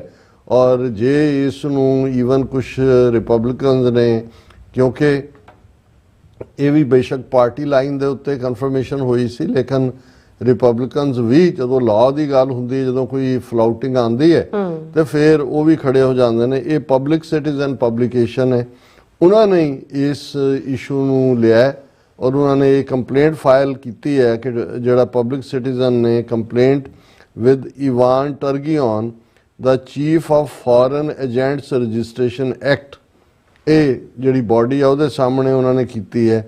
ਇਹ ਯੂਨਿਟ ਹੈ ਡਿਪਾਰਟਮੈਂਟ ਆਫ ਜਸਟਿਸ ਦੇ ਨੈਸ਼ਨਲ ਸਿਕਿਉਰਿਟੀ ਡਿਵੀਜ਼ਨ ਦੀ, urging an examination into whether FBI director nominee Kash Patel should have registered under the Foreign Agents Registration Act, ਕਿ ਵੀ ਇਹ ਜਿਹੜਾ ਇਹਨੇ ਆਪਣੇ ਆਪ ਨੂੰ ਰਜਿਸਟਰ ਨਹੀਂ ਸੀ ਕਰਵਾਇਆ ਫੋਰਨ ਏਜੰਟਸ ਰਜਿਸਟ੍ਰੇਸ਼ਨ ਐਕਟ ਦੇ ਥੱਲੇ, ਔਰ ਇਹਦੇ ਤੇ ਆ ਕਿ ਕਾਸ਼ ਪਟੇਲ ਉਹਨੇ ਇਹ ਡਿਸਕਲੋਜ਼ ਨਹੀਂ ਕੀਤਾ on behalf of embassy of Qatar, ਕਿ ਵੀ ਉਹ ਐਮਬੈਸੀ ਆਫ ਕਤਰ ਦੇ ਲਈ ਕੰਮ ਕਰਦਾ ਰਿਹਾ ਜਿਹੜਾ ਅੰਟਿਲ ਨਵੰਬਰ 2024। ਇਹ ਟਾਈਮ ਪੀਰੀਅਡ ਹੈ ਜਦੋਂ ਉਹਨੇ as a foreign policy adviser ਵੀ ਸੀ ਟਰੰਪ ਕੈਂਪੇਨ ਦੇ ਵਿੱਚ, ਔਰ ਉਸ ਦੇ ਨਾਲ ਉਹ ਇਸ ਦਾ ਕੁਵੈਤ ਦੀ ਐਮਬੈਸੀ ਉਹਦੀ ਕਲਾਇੰਟ ਸੀ। ਔਰ ਇਹ ਉਹਨਾਂ ਨੇ ਕਿਹਾ ਕਿ ਵੀ ਇਹ ਇੱਕ ਜਿਹੜਾ ਉਹ ਕਲੈਸ਼ ਆਫ ਇੰਟਰਸਟ ਹੈ, ਔਰ ਇਹ ਜਿਹੜਾ ਉਹਨਾਂ ਨੇ ਕਿਹਾ ਕਿ ਵੀ ਇਸ ਦੇ ਉੱਤੇ ਜਿਹੜੀ ਆ ਉਹ ਕਾਰਵਾਈ ਹੋਣੀ ਚਾਹੀਦੀ ਹੈ। ਇਹ ਗੱਲ ਕਿੰਨੀ ਕੁ ਅੱਗੇ ਜਾਏਗੀ ਪਤਾ ਨਹੀਂ ਹੈ, ਲੇਕਿਨ ਇਸ 'ਚ ਕੋਈ ਸ਼ੱਕ ਨਹੀਂ ਹੈ ਕਿ ਕਾਸ਼ ਪਟੇਲ ਜਿਹੜਾ ਉਹ ਵੀ ਜਿਹਨੂੰ ਅਮਰੀਕਨ ਕਹਿੰਦੇ ਨੇ ਕਿ ਹੀ ਇਜ਼ ਇਨ ਦਾ ਸੂਪ, ਔਰ ਇਹ ਜਿਹੜਾ ਈਵਨ ਉਸ ਤੋਂ ਹਟਾਣਾ ਹੈ ATF ਤੋਂ ਇੰਨੀ ਪਾਵਰਫੁਲ ਪੋਸਟ ਦੇ ਨਾਲ ਦੂਜੀ ਜਿਹੜੀ ਮਿਲੀ ਸੀ, ਇਹਦਾ ਮਤਲਬ ਕਿਉਂਕਿ ਬੇਸਿਕਲੀ ਇਹ ਉਹਨਾਂ ਨੂੰ ਇਹ ਕਹਿਣਾ ਹੋਇਆ ਅੰਗਰੇਜ਼ੀ ਤਾਂ ਰੁਕੀ ਨੇ, ਉਹਦੇ ਲਈ ਲਫ਼ਜ਼ ਉਰਦੂ ਚੋਂ ਮੈਨੂੰ ਲੱਗਦਾ ਪੰਜਾਬੀ 'ਚ ਵੀ ਨੌ ਸਿੱਖੀਏ ਵੀ ਨਵੇਂ ਸਿੱਖਿਆਰਥੀ, ਕੋਈ ਉਹਨਾਂ ਦੀ ਟ੍ਰੇਨਿੰਗ ਨਹੀਂ ਹੈ। ਔਰ ਇਹ ਉਹ ਮਹਿਕਮੇ ਨੇ ਜਿਨ੍ਹਾਂ ਦੇ ਵਿੱਚ ਬਹੁਤ ਕੁਛ ਐਸਾ ਕੰਪਲੈਕਸ ਹੈ, ਔਰ ਇਹ ਤਾਂ ਹੁਣ ਆਉਣ ਵਾਲੇ ਪੀਰੀਅਡ 'ਚ ਜਿਹੜੇ ਬਹੁਤ ਸਾਰੇ ਨੌ ਸਿੱਖੀਏ, ਐਲਨ ਮਸਕ ਨੇ ਵੀ 20-22 ਸਾਲ ਦੇ ਮੁੰਡੇ IT ਦੇ ਥੱਲੇ ਲਿਆ ਕੇ IT ਸੈਕਟਰ ਦੇ ਬਿਠਾਏ ਹੋਏ ਨੇ। ਜਦੋਂ ਲੈਬਸ ਨਿਕਲਣਗੇ, ਫੇਲਿਅਰਸ ਨਿਕਲਣਗੀਆਂ, ਉਦੋਂ ਫਿਰ ਆਏਗਾ ਸਾਹਮਣੇ ਕਿ ਭਾਈ ਇਹ ਜਿਹੜੇ ਬੁੱਢੇ ਤੋਤੇ ਹੁੰਦੇ ਨੇ, ਭਾਵੇਂ ਨਵਾਂ ਤਾਂ ਨਹੀਂ ਪੜ੍ਹਦੇ ਬੁੱਢੇ ਤੋਤੇ, ਪਰ ਉਹ ਕਹਾਣੀ ਵੀ ਸੁਣਾਈ ਜਾਂਦੀ ਹੁੰਦੀ ਹੈ ਕਿ ਵੀ ਉਹਦੇ 'ਚ ਇੱਕ 'ਚ ਉਹਨਾਂ ਨੇ ਬਰਾਤ ਵਾਲਿਆਂ ਨੂੰ ਕਿਹਾ ਕਿ ਜੀ ਤੁਹਾਡੇ ਨਾਲ ਕੋਈ ਬੁੱਢਾ ਨਹੀਂ ਹੋਣਾ ਚਾਹੀਦਾ, ਸਭ ਨੌਜਵਾਨ ਹੀ ਹੋਣੇ ਚਾਹੀਦੇ ਨੇ। ਉਹਨਾਂ ਨੇ ਉਹ ਬਾਬਾ ਜਿਹੜਾ ਸੀ ਉਹਨੂੰ ਸਮਝ ਆਈ, ਕਹਿੰਦੇ ਵੀ ਇਹਨਾਂ ਦੀ ਕੋਈ ਸ਼ਰਾਰਤ। ਉਹਨੇ ਕਿਹਾ ਵੀ ਤੁਸੀਂ ਮੈਨੂੰ ਨਾ ਲੈ ਕੇ ਚੱਲੋ, ਸੰਦੂਕ 'ਚ ਮੈਨੂੰ ਸੰਦੂਕ ਲੈ ਲਓ, ਛੁਪਾ ਲਓ। ਔਰ ਐਜ਼ ਦਾ ਸਟੋਰੀ ਗੋਜ਼ ਕਿ ਜੀ ਉੱਥੇ ਜਦੋਂ ਬਰਾਤ ਪਹੁੰਚੀ ਔਰ ਦੂਜੀ ਤੇ ਉਹਨਾਂ ਨੇ ਸ਼ਰਤ ਰੱਖੀ ਕਿ ਵੀ ਇਹ ਜਿਹੜਾ ਅਸੀਂ ਤਾਂ ਕੁੜੀ ਤੋਰਾਂਗੇ ਕਿ ਵੀ ਤੁਹਾਡਾ ਜਿਹੜਾ ਕੱਲਾ ਬਰਾਤੀ ਹੈ ਉਹ ਇੱਕ ਬੱਕਰਾ ਖਾਏ। ਹੁਣ ਉਹ ਸਾਰੇ ਫਿਕਰਮੰਦੀ 'ਚ ਹੋ ਗਏ। ਦੂਜੇ ਫਿਰ ਉਹਨਾਂ ਨੇ ਜਾ ਕੇ ਸੰਦੂਕ ਦੇ ਨੇੜੇ ਕਹਿੰਦੇ ਬਾਬਾ ਫਸ ਗਏ, ਸ਼ਰਤ ਇਹ ਰੱਖ ਦਿੱਤੀ ਹੈ। ਉਹਨੇ ਕਿਹਾ ਜੀ ਬਿਲਕੁਲ ਕੋਈ ਗੱਲ ਨਹੀਂ। ਉਹਨਾਂ ਨੂੰ ਕਹੋ ਜੀ ਅਸੀਂ ਸਾਰੇ ਇਕੱਠ 'ਚ ਯਕੀਨ ਰੱਖਦੇ ਹਾਂ, ਤੁਸੀਂ ਇੱਕ ਲਿਆਓ, ਅਸੀਂ ਸਾਰੇ ਰਲ ਕੇ ਖਾਵਾਂਗੇ, ਕੱਲਾ ਹੋਏਗਾ। ਤਾਂ ਉਹਨਾਂ ਨੂੰ ਜਦੋਂ ਉਹਨਾਂ ਨੇ ਕਿਹਾ ਨਹੀਂ ਜ਼ਰੂਰ ਤੁਸੀਂ ਕੋਈ ਬਾਬਾ ਨਾਲ ਲਿਆ। ਇਹ ਤਰੱਕੀ। ਸੋ ਇਹ ਕਹਾਣੀ ਕਹਿ ਕੇ ਜਦੋਂ ਬਜ਼ੁਰਗ, ਜਦੋਂ ਬੱਚੇ ਜਵਾਨ ਖੰਭ ਨਿਕਲਦੇ ਸੀ ਔਰ ਉਹਨਾਂ ਨੂੰ ਇਹ ਹੁੰਦਾ ਸੀ ਕਿ ਜੀ ਅਸੀਂ ਹੀ ਡਿਸੀਜਨ ਮੇਕਰ ਹੈ, ਤੇ ਉਹ ਕਹਿੰਦਾ ਸੀ ਵੀ ਕਾਕਾ ਆਰਾਮ ਨਾਲ ਬਹਿ ਜਾ, ਅਸੀਂ ਧੁੱਪ 'ਚ ਵਾਲ ਚਿੱਟੇ ਨਹੀਂ ਕੀਤੇ ਹੋਏ, ਐਕਸਪੀਰੀਅੰਸ ਦੀ ਆਪਣੀ ਥਾਂ। ਸੋ ਇਹ ਜਿਸ ਤਰੀਕੇ ਨਾਲ ਇਹ ਲੈਪਸਿਸ ਇਸ ਸਾਰੇ 'ਚ ਨਜ਼ਰ ਆ ਰਹੇ ਨੇ। ਸੋ ਹਾਲਾਂ ਚਲੋ ਟਰੰਪ ਤਾਂ ਵਾਲ ਭਾਵੇਂ ਚਿੱਟੇ ਭੂਰੇ ਅੱਜ ਕੱਲ੍ਹ ਤਾਂ ਰੰਗ ਹੁੰਦਾ ਜਿਹੜਾ ਮਰਜ਼ੀ ਕਰ ਲਓ, ਉਹ ਤਾਂ ਆਪਣੀ ਕਨਵਿਕਸ਼ਨ ਤੇ ਅੜਿਆ। ਪਰ ਜੇ ਇਹ ਸਾਰੀ ਪਰਫਾਰਮੈਂਸ ਇਸ ਲੈਵਲ ਤੇ ਨਾ ਹੋਈ, ਕਿਉਂਕਿ ਇਹ ਕਾਸ਼ ਪਟੇਲ ਹੋਏ ਜਾਂ ਤੁਲਸੀ ਗੈਬਰਡ ਹੋਏ, ਇਹਨਾਂ ਦੇ ਫੀਲਡਸ ਦਾ ਇਹਨਾਂ ਦੀ ਕੋਈ ਜਿਹੜੀ ਹੈ ਉਹ ਇਸ 'ਚ ਤਜਰਬਾ ਨਹੀਂ ਸੀ। ਹਾਂ, ਲਾਇਲਿਸਟ ਨੇ, ਲਾਇਲ ਟਰੰਪ ਦੇ ਨਾਲ ਰਹੇ। ਹੁਣ ਦੇਖੋ ਕਿ ਵੀ ਆਗੇ ਦੇਖੋ ਹੋਤਾ ਹੈ ਕਿਆ। ਜੀ ਡਾਕਟਰ ਸਾਹਿਬ ਤੁਹਾਡਾ ਬਹੁਤ ਬਹੁਤ ਧੰਨਵਾਦ। ਸੋ ਥਲੇ ਨੇ ਬ੍ਰੇਕ ਵਿਊਅਰਸ, ਤੁਸੀਂ ਇਸੇ ਤਰ੍ਹਾਂ ਬਣੇ ਰਹਿਣਾ। ਮਿਲਦੇ ਹਾਂ ਛੋਟੇ ਜਿਹੇ ਬ੍ਰੇਕ ਤੋਂ ਬਾਅਦ।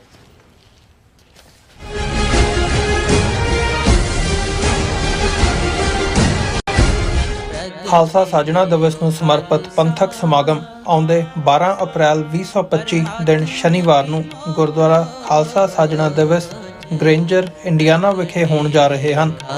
ਖਾਲਿਸਤਾਨ ਅਫੇਅਰਸ ਸੈਂਟਰ ਦੇ ਸੰਚਾਲਕ ਡਾਕਟਰ ਅਮਰਜੀਤ ਸਿੰਘ ਮੁੱਖ ਬੁਲਾਰੇ ਵਜੋਂ ਪਹੁੰਚਣਗੇ ਅਤੇ ਭਾਈ ਸਰਬਜੀਤ ਸਿੰਘ ਕੋਮਲ ਦਾ ਕੀਰਤਨੀ ਜਥਾ ਸੰਗਤਾਂ ਨਾਲ ਸ਼ਬਦ ਕੀਰਤਨ ਦੀ ਸਾਂਝ ਪਾਉਣਗੇ। ਗੁਰਦੁਆਰਾ ਸਾਹਿਬ ਪ੍ਰਬੰਧਕ ਕਮੇਟੀ ਵੱਲੋਂ ਸਥਾਨਕ ਸੰਗਤ ਨੂੰ ਵੱਧ ਚੜ੍ਹ ਕੇ ਇਸ ਸਮਾਗਮ ਵਿੱਚ ਸ਼ਮੂਲੀਅਤ ਕਰਨ ਲਈ ਬੇਨਤੀ ਕੀਤੀ ਜਾਂਦੀ ਹੈ। ਵਧੇਰੇ ਜਾਣਕਾਰੀ ਲਈ ਆਪ ਹੇਠ ਦਿੱਤੇ ਨੰਬਰ ਤੇ ਸੰਪਰਕ ਕਰ ਸਕਦੇ ਹੋ। प्रगटे ओ खालसा परमात्मा की मौज। 20 ਅਪ੍ਰੈਲ 2025 ਦਿਨ ਐਤਵਾਰ ਨੂੰ ਗੱਦਰੀ ਬਾਬਿਆਂ ਦੇ ਇਤਿਹਾਸਕ ਅਸਥਾਨ ਗੁਰੂ ਘਰ ਸਟਾਕਟਨ ਦੀਆਂ ਸਮੂਹ ਸਿੱਖ ਸੰਗਤਾਂ ਵੱਲੋਂ ਖਾਲਸੇ ਦਾ 326ਵਾਂ ਸਾਜਨਾ ਦਿਵਸ ਵਿਸਾਖੀ ਪੁਰਬ ਮਨਾਇਆ ਜਾਵੇਗਾ। ਐਤਵਾਰ 12 ਵਜੇ ਦੁਪਹਿਰ ਨੂੰ ਗੁਰੂ ਗ੍ਰੰਥ ਸਾਹਿਬ ਜੀ ਦੀ ਛਤਰ ਛਾਇਆ ਹੇਠ ਪੰਜਾਂ ਪਿਆਰਿਆਂ ਦੀ ਅਗਵਾਈ ਵਿੱਚ ਨਗਰ ਕੀਰਤਨ ਆਰੰਭ ਹੋਵੇਗਾ ਤੇ 4 ਘੰਟੇ ਦੀ ਨਗਰ ਕੀਰਤਨ ਯਾਤਰਾ ਪਿੱਛੋਂ ਗੁਰੂ ਘਰ ਵਾਪਸ ਪਰਤੇਗਾ। ਸਮੂਹ ਇਲਾਕਾ ਨਿਵਾਸੀ ਤੇ ਦੇਸ਼ ਪ੍ਰਦੇਸ਼ ਦੀਆਂ ਸੰਗਤਾਂ, ਧਾਰਮਿਕ ਸੰਸਥਾਵਾਂ ਅਤੇ ਸਮੂਹ ਗੁਰੂ ਘਰਾਂ ਦੀਆਂ ਪ੍ਰਬੰਧਕ ਕਮੇਟੀਆਂ ਨੂੰ ਸਨਿਮਰ ਬੇਨਤੀ ਕੀਤੀ ਜਾਂਦੀ ਹੈ ਕਿ ਇਸ ਸ਼ਾਨਦਾਰ ਤੇ ਮਹਾਨ ਅਵਸਰ ਤੇ ਫਲੋਟਾਂ ਸਮੇਤ ਪਹੁੰਚ ਕੇ ਨਗਰ ਕੀਰਤਨ ਦੀਆਂ ਰੌਣਕਾਂ ਵਧਾਓ ਅਤੇ ਕਲਗੀਧਰ ਪਾਤਸ਼ਾਹ ਅੰਮ੍ਰਿਤ ਦੇ ਦਾਤੇ ਸ੍ਰੀ ਗੁਰੂ ਗੋਬਿੰਦ ਸਿੰਘ ਸਾਹਿਬ ਜੀ ਦੀਆਂ ਖੁਸ਼ੀਆਂ ਪ੍ਰਾਪਤ ਕਰੋ ਜੀ। ਪ੍ਰਗਟਿਓ ਖਾਲਸਾ ਪਰਮਾਤਮਾ ਕੀ ਮੌਜ।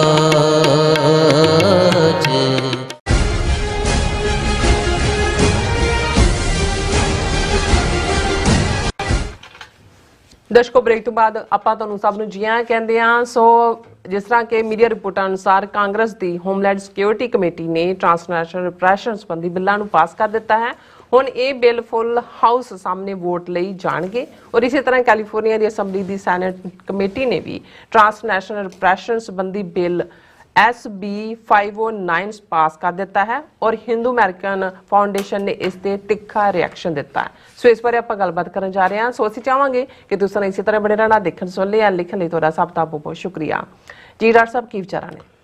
ਦੇਖੋ, ਅੱਜ 2 ਕਾਮਯਾਬੀਆਂ ਸਾਈਮਲਟੇਨੀਅਸਲੀ ਮਿਲੀਆਂ ਨੇ। ਜੀ, ਇੱਕ ਜਿਵੇਂ ਅਸੀਂ ਪਿਛਲੇ ਸਮੇਂ ਦੇ ਵਿੱਚ ਡਿਸਕਸ ਕੀਤਾ ਸੀ ਕਿ US ਹਾਊਸ ਆਫ ਰਿਪਰੈਜ਼ੈਂਟੇਟਿਵਸ ਜਿਹਨੂੰ ਕਾਂਗਰਸ ਕਿਹਾ ਜਾਂਦਾ ਹੈ, ਉਸ ਦੇ ਵਿੱਚ ਟ੍ਰਾਂਸਨੈਸ਼ਨਲ ਰਿਪਰੈਸ਼ਨ ਦੇ ਉੱਤੇ ਜਿਹੜਾ ਬਿੱਲ ਜਿਹੜਾ ਬਾਈ ਪਾਰਟੀਸਨ ਦੇ ਨਾਲ ਲਿਆਂਦਾ ਗਿਆ ਸੀ ਔਰ ਜਿਹੜਾ ਪ੍ਰੋਸੀਜਰਲ ਪਾਰਟ ਹੁੰਦਾ ਹੈ ਕਿ ਵੀ ਜਿਉਂ ਹੀ ਉਹ ਪੇਸ਼ ਕੀਤਾ ਗਿਆ ਉਸ ਨੂੰ ਇੱਕ ਜਿਹੜੀ ਹੋਮਲੈਂਡ ਸਿਕਿਉਰਿਟੀ ਕਮੇਟੀ ਹੈ ਉਸ ਦੇ ਸਾਹਮਣੇ ਭੇਜ ਦਿੱਤਾ ਗਿਆ।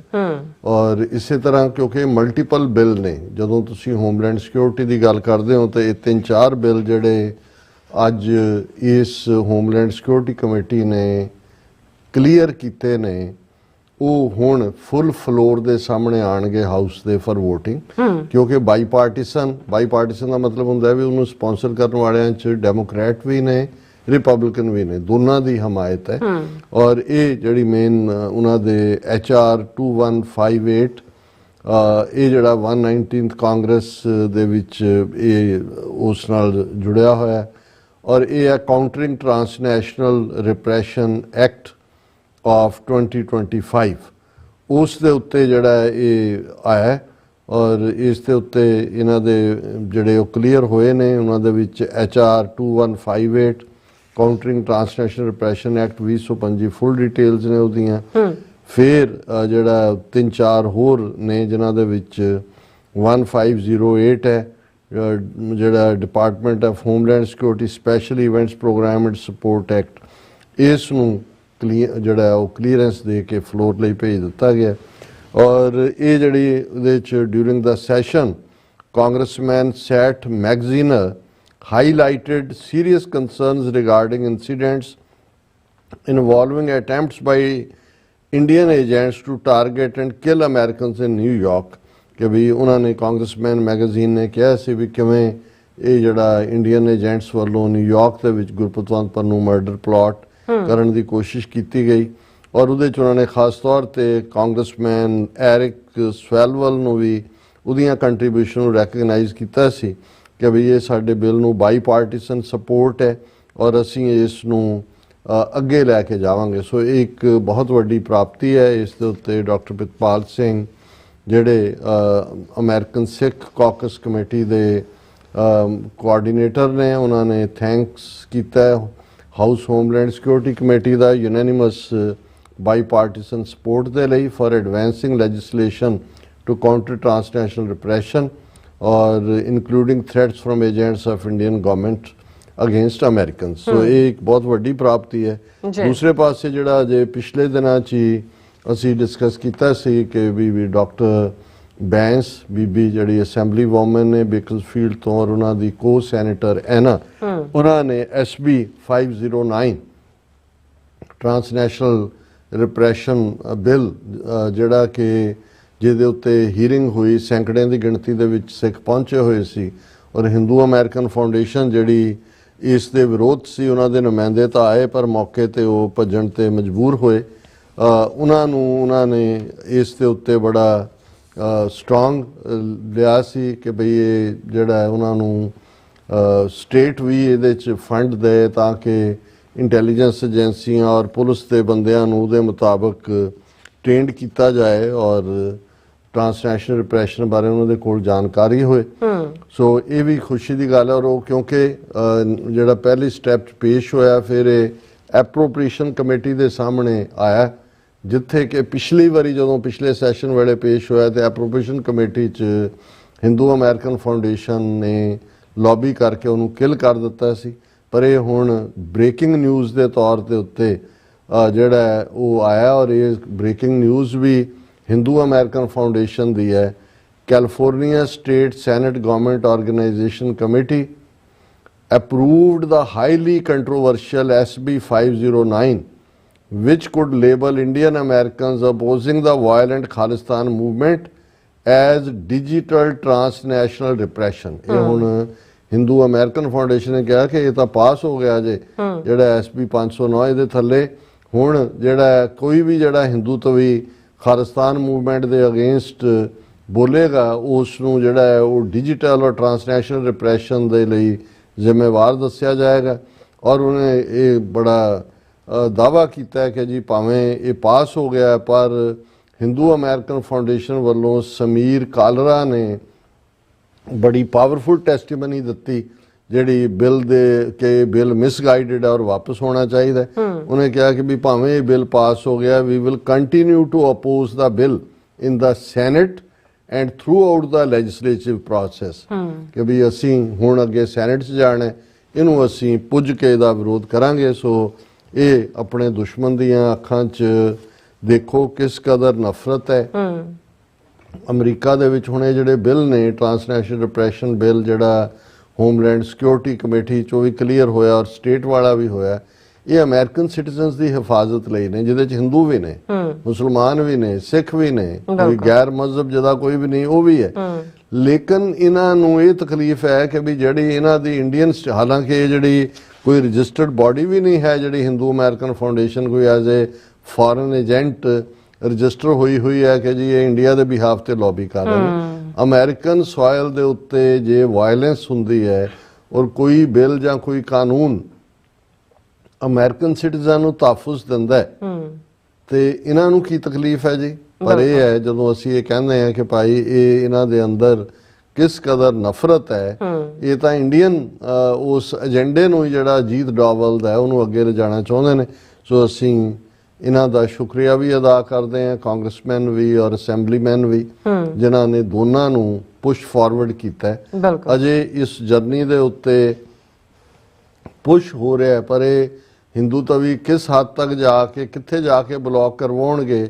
ਜਿਵੇਂ ਅਸੀਂ ਗੱਲ ਕੀਤੀ ਸੀ ਕਿ ਕੈਲੀਫੋਰਨੀਆ 'ਚ ਜਿਹੜਾ ਕਾਸਟ ਦੇ ਅਗੇਂਸਟ ਬਿੱਲ ਸੀ ਜਿਹੜਾ ਹਾਊਸ ਔਰ ਸੈਨੇਟ ਦੋਨਾਂ ਨੇ ਪਾਸ ਕੀਤਾ ਸੀ, ਇਹਨਾਂ ਨੇ ਪੈਸਾ ਦੇ ਕੇ ਗਵਰਨਰ ਤੋਂ ਵੀਟੋ ਕਰਾ ਦਿੱਤਾ ਸੀ। ਸੋ ਇਹਦੇ ਲਈ ਸਾਡੇ ਕਈ ਵਾਰੀ ਇਹ ਹੁੰਦਾ ਵੀ ਜੋਸ਼ ਤਾਂ ਪਹਿਲਾ ਹੱਲਾ ਤਾਂ ਅਸੀਂ ਚੱਕ ਦੋ ਹੁੰਦਾ, ਫਿਰ ਚੱਕਿਆ ਹੁੰਦਾ ਪਤਾ ਹੀ ਨਹੀਂ ਹੁੰਦਾ ਵੀ ਰੱਖਣਾ ਕਿੱਥੇ ਹੈ, ਫਿਰ ਮੁੜ ਕੇ ਗਾਇਬ ਹੀ ਹੋ ਜਾਂਦੇ ਨੇ ਸਾਰੇ।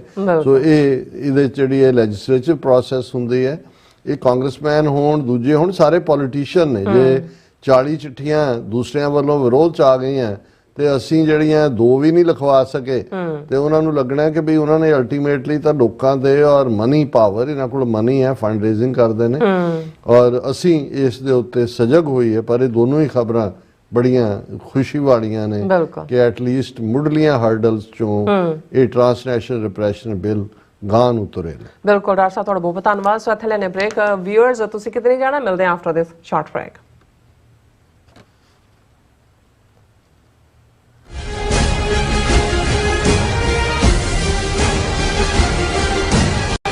प्रगटे ओ खालसा परमात्मा की मौज। 20 ਅਪ੍ਰੈਲ 2025 ਦਿਨ ਐਤਵਾਰ ਨੂੰ ਗੱਦਰੀ ਬਾਬਿਆਂ ਦੇ ਇਤਿਹਾਸਕ ਸਥਾਨ ਗੁਰੂ ਘਰ ਸਟਾਕਟਨ ਦੀਆਂ ਸਮੂਹ ਸਿੱਖ ਸੰਗਤਾਂ ਵੱਲੋਂ ਖਾਲਸੇ ਦਾ 326ਵਾਂ ਸਾਜਨਾ ਦਿਵਸ ਵਿਸਾਖੀਪੁਰ ਮਨਾਇਆ ਜਾਵੇਗਾ। ਐਤਵਾਰ 12 ਵਜੇ ਦੁਪਹਿਰ ਨੂੰ ਗੁਰੂ ਗ੍ਰੰਥ ਸਾਹਿਬ ਜੀ ਦੀ ਛਤਰ ਛਾਇਆ ਹੇਠ ਪੰਜਾਂ ਪਿਆਰਿਆਂ ਦੀ ਅਗਵਾਈ ਵਿੱਚ ਨਗਰ ਕੀਰਤਨ ਆਰੰਭ ਹੋਵੇਗਾ ਤੇ 4 ਘੰਟੇ ਦੀ ਨਗਰ ਕੀਰਤਨ ਯਾਤਰਾ ਪਿੱਛੋਂ ਗੁਰੂ ਘਰ ਵਾਪਸ ਪਰਤੇਗਾ।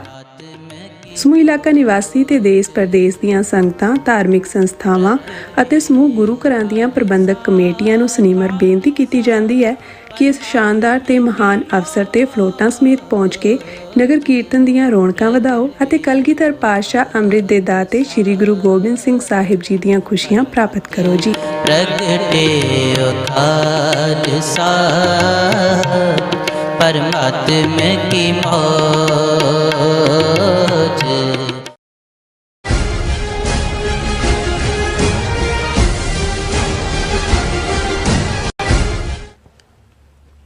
ਦਰਸ਼ਕੋ, ਬ੍ਰੇਕ ਤੋਂ ਬਾਅਦ ਤੁਹਾਡਾ ਫਿਰ ਦੁਬਾਰਾ ਸਵਾਗਤ ਹੈ। ਸੋ ਵੀਅਰਸ, ਗੱਲਬਾਤ ਕਰਾਂਗੇ। ਅੱਜ ਆਪਾਂ ਇੱਕ ਚਿੱਠੀ ਜਿਹੜੀ ਹੈ ਐਂਡ ਵਾਲੇ ਸੈਕਸ਼ਨ 'ਚ ਜਿਹੜੀ ਹੈ ਆਪਾਂ ਸ਼ੇਅਰ ਕਰਨ ਜਾ ਰਹੇ ਹਾਂ ਤੁਹਾਡੇ ਨਾਲ ਕਿ ਜਿਹੜੇ ਸਾਡੇ ਵਿਊਅਰ ਨੇ, ਚਿੰਤਕ ਵੀ ਨੇ ਔਰ ਰੈਗੂਲਰ ਵਿਊਅਰ ਵੀ, ਔਰ ਮੁਹੰਮਦ ਰਸ਼ਦ ਇਕਬਾਲ ਮੀਆਂ ਜੀ ਨੇ ਸਾਨੂੰ ਇੱਕ ਬਹੁਤ ਹੀ ਪਿਆਰੀ ਚਿੱਠੀ ਲਿਖੀ ਹੈ ਜਿਸ ਵਿੱਚ ਉਹਨਾਂ ਨੇ ਖਾਲਿਸਤਾਨ ਲਈ ਦੁਆਵਾਂ ਕੀਤੀਆਂ ਨੇ ਔਰ ਉਹਨਾਂ ਦਾ ਕਹਿਣਾ ਹੈ ਕਸ਼ਮੀਰ ਦੀ ਆਜ਼ਾਦੀ ਸਿੱਧੇ ਤੌਰ ਤੇ ਖਾਲਿਸਤਾਨ ਦੀ ਆਜ਼ਾਦੀ ਨਾਲ ਜੁੜੀ ਹੋਈ ਹੈ।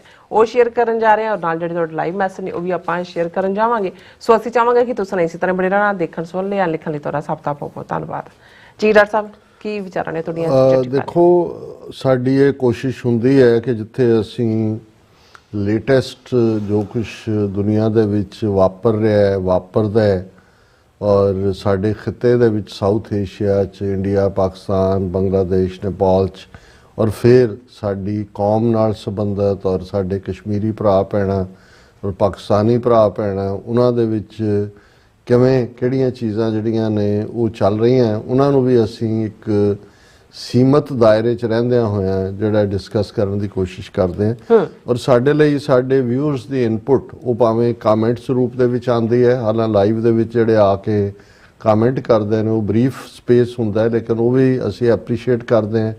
ਜਿਹੜੇ ਸਾਨੂੰ ਰੈਗੂਲਰਲੀ ਫਿਰ ਕੁਛ ਨਾ ਕੁਛ ਲਿਖਦੇ ਨੇ ਔਰ ਖ਼ਾਸ ਤੌਰ 'ਤੇ ਜਿਵੇਂ ਸਾਡੇ ਸ਼ਾਇਰ ਜਿਹੜੇ ਨੇ ਅੰਗਰੇਜ਼ੀ ਦੇ ਵਿੱਚ ਸ਼ੇਰਬਾਜ਼ ਸਿੰਘ ਢਿੱਲੋਂ ਔਰ ਸੰਤੋਖ ਸਿੰਘ ਭਾਊ ਜੀ, ਉਹਨਾਂ ਦੀਆਂ ਨਜ਼ਮਾਂ ਸਾਡੇ ਕੋਲ ਨੇ ਆਈਆਂ ਹੋਈਆਂ, ਅਸੀਂ ਕੱਲ ਦੇ ਪ੍ਰੋਗਰਾਮ ਸ਼ੇਅਰ ਕਰਾਂਗੇ। ਔਰ ਇਸੇ ਤਰ੍ਹਾਂ ਜਿਹੜੇ ਸਾਡੇ ਪਾਕਿਸਤਾਨੀ ਵੀਰ ਜਾਂ ਕਸ਼ਮੀਰੀ ਵੀਰ ਦੁਨੀਆ ਭਰ 'ਚ ਜਿਹੜੇ ਨੇ, ਬਹੁਤ ਵੱਡਾ ਨੰਬਰ ਹੈ ਜਿਹੜੇ ਸਾਡੇ ਨਾਲ ਜੁੜੇ ਹੋਏ ਨੇ, ਪਰ ਉਹਨਾਂ 'ਚੋਂ ਕੁਛ ਨੇ ਜਿਹੜੇ ਉਸ ਸਿਚੁਏਸ਼ਨ ਨੂੰ ਆਰਟੀਕੂਲੇਟ ਕਰਕੇ ਲਿਖਣ ਦਾ ਜਿਹੜਾ ਹੈ ਉਹ ਯਤਨ ਵੀ ਕਰਦੇ ਨੇ, ਕੋਸ਼ਿਸ਼ ਵੀ ਕਰਦੇ ਨੇ। ਔਰ ਸਾਡੇ ਬਹੁਤ ਪੁਰਾਣੇ ਵਿਊਅਰ ਮੁਹੰਮਦ ਰਾਸ਼ਿਦ ਇਕਬਾਲ ਮੀਆਂ ਸਾਡੇ ਵੈਲਵਿਸ਼ਰ ਵੀ ਨੇ, ਔਰ ਉਹਨਾਂ ਨੇ ਜਿਹੜੀ ਇੱਕ ਲਿਖਤ ਭੇਜੀ ਹੈ ਜਿਸ ਦਾ ਉਹਨਾਂ ਨੇ ਉਨਵਾਨ ਦਿੱਤਾ ਹੈ, ਦ blood that will shed from both sides will be Punjabi blood. The secret of freedom of Khalistan, freedom of Kashmiri brothers lies in the freedom of Khalistan. ਸੋ ਉਹਨਾਂ ਨੇ ਇੱਕ ਜੰਗ ਦਾ ਸਿਨੈਰੀਓ ਕਿ ਕਿਵੇਂ ਅਲਟੀਮੇਟਲੀ ਦੋਵੇਂ ਪੰਜਾਬ ਹੀ ਆਪਸ 'ਚ ਭਿੜਦੇ ਨੇ, ਸਿੱਖ ਰੈਜੀਮੈਂਟਾਂ ਨੂੰ ਮੂਹਰੇ ਕੀਤਾ ਹੁੰਦਾ, ਔਰ ਇਹ ਜਿਹੜਾ ਖਾਲਿਸਤਾਨ ਜੇ ਕਾਇਮ ਹੋ ਜਾਂਦਾ ਹੈ ਤੇ ਕਸ਼ਮੀਰੀ ਵੀ ਆਜ਼ਾਦ ਹੋਣਗੇ। ਔਰ ਇਹ ਜਿਹੜਾ ਅਨਡਿਊ ਬਾਰ-ਬਾਰ ਜਿਹੜੀਆਂ ਜੰਗਾਂ ਹੋਈਆਂ ਵੀ ਨੇ, ਪੰਜਾਬੀ ਬਲੱਡ ਹੀ ਡੁੱਲਿਆ, ਪਾਕਿਸਤਾਨੀ ਫੌਜ ਦੇ ਵਿੱਚ ਵੀ ਜ਼ਿਆਦਾ ਗਿਣਤੀ ਪੰਜਾਬੀਆਂ ਦੀ ਹੈ, ਔਰ ਉਹਨਾਂ ਨੇ ਬੜੀ ਖੂਬਸੂਰਤੀ ਨਾਲ ਆਪਣੀ ਇਸ ਪੋਜੀਸ਼ਨ ਨੂੰ ਆਰਟੀਕੂਲੇਟ ਕੀਤਾ ਹੈ। अस्सलाम वालेकुम। और doctor Amarjeet Singh and dear and respected sister Neelam Kaur. Sir, it makes my heart very happy to see how the Khalistan movement has been gaining rapid success in the past few years. कि मेरा दिल बाग-बाग हो जाता है कि किवें खालिस्तान दी लहर जिहड़ी है वो बड़ी तेज़ी दे नाल कामयाबी नाल अगे वध रही है। It makes my heart happy to see how the Khalistan movement has been gaining rapid success in the past few years. Just like in Australia, New Zealand, Canada and USA, a large number of Sikh brothers participated in the referendum for Khalistan and made it successful. In 5 मुल्कां च किवें Khalistan referendum दे लई सिख आए और उन्होंने इनू कामयाब किया। But when the silence shown by Sikh brothers in this regard in East Punjab comes to light, the heart becomes a victim of whispers that this silence may not spoil all the hard work done in this regard. Therefore, I believe that along with international pressure, the Khalistan movement should be intensified in East Punjab as well to increase pressure on India.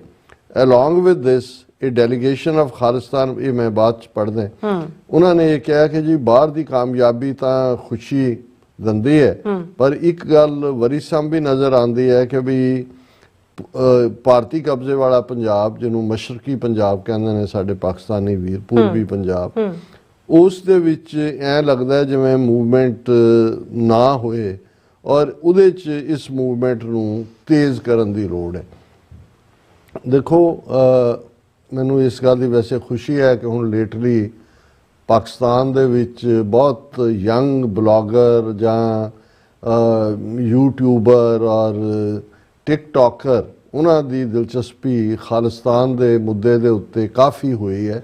ਉਹਨਾਂ 'ਚੋਂ ਬਹੁਤ ਸਾਰੇ reach out ਕਰਦੇ ਨੇ, ਕਿੰਨੇ ਨੇ ਜਿਹੜੇ interview ਕਰਨਾ ਚਾਹੁੰਦੇ ਨੇ, ਕੁਛ ਨੂੰ ਜਿਹੜਾ ਕਿਉਂਕਿ ਸਾਡਾ ਵੀ ਬਿਜ਼ੀ ਸਕੈਜੂਲ ਵੀ ਹੁੰਦਾ ਹੈ ਔਰ ਟਰੈਵਲ ਅਰਾਊਂਡ ਵੀ ਹੁੰਦਾ ਹੈ, ਲੇਕਿਨ ਜਿਵੇਂ ਅੱਜ ਆਪਣੇ ਲਾਹੌਰ ਤੋਂ ਮਿਸਟਰ ਫਾਹਦ ਅਲੀ ਜਿਹੜੇ ਟਿਕਟੋਕਰ ਨੇ, ਉਹਨਾਂ ਨੇ ਲਗਭਗ 40-45 ਮਿੰਟ ਦਾ ਮੇਰੇ ਨਾਲ ਇੰਟਰਵਿਊ ਵੀ ਕੀਤਾ ਔਰ ਇਹੀ ਸਵਾਲ, ਕਿਉਂਕਿ ਜਿਹੜੇ ਹੁਣ ਨਵੇਂ ਅਜੇ ਕੈਚ ਅਪ ਕਰਨਾ ਚਾਹੁੰਦੇ ਨੇ, ਉਹਨਾਂ ਨੂੰ ਵੀ ਲੱਗਦਾ ਵੀ ਬਾਹਰ ਤਾਂ ਇੰਨੀ ਧਮਕ ਪੈ ਰਹੀ ਹੈ ਔਰ ਉੱਥੇ ਕਿਉਂ ਨਹੀਂ ਆਵਾਜ਼। ਔਰ ਉਸ ਸ਼ੋਅ 'ਚ ਵੀ ਜਿਹੜਾ ਬਾਅਦ ਦੇ ਵਿੱਚ ਸਾਡੇ TV84 ਦੀ ਵੈਬਸਾਈਟ ਤੇ ਵੀ ਪੋਸਟ ਹੋਏਗਾ, ਮੈਂ ਇਹ ਗੱਲ ਕਹੀ, ਜਿਹੜੀ ਗੱਲ ਸਾਡੇ ਵੀਰ ਮੁਹੰਮਦ ਰਾਸ਼ਿਦ ਇਕਬਾਲ ਮੀਆਂ ਜੀ ਨੇ ਕਹੀ ਹੈ ਕਿ ਇਹ ਇਵੇਂ ਨਹੀਂ ਹੈ। ਜਿਸ ਜ਼ਮਾਨੇ 'ਚ 84 ਤੋਂ 94-95 ਤੱਕ ਹਥਿਆਰਬੰਦ ਸੰਘਰਸ਼ ਸੀ ਪੰਜਾਬ 'ਚ, ਉਦੋਂ ਵੀ ਇੰਡੀਅਨ ਸਿਸਟਮ ਦਾ ਪ੍ਰੋਪੇਗੈਂਡਾ ਜਿਹੜਾ ਉਸ ਦਾ ਪ੍ਰਭਾਵ ਇੱਕ ਹਿੱਸਾ ਕਬੂਲਦਾ ਸੀ ਕਿ ਦੇਖੋ ਜੀ ਉੱਥੇ ਤਾਂ ਕੋਈ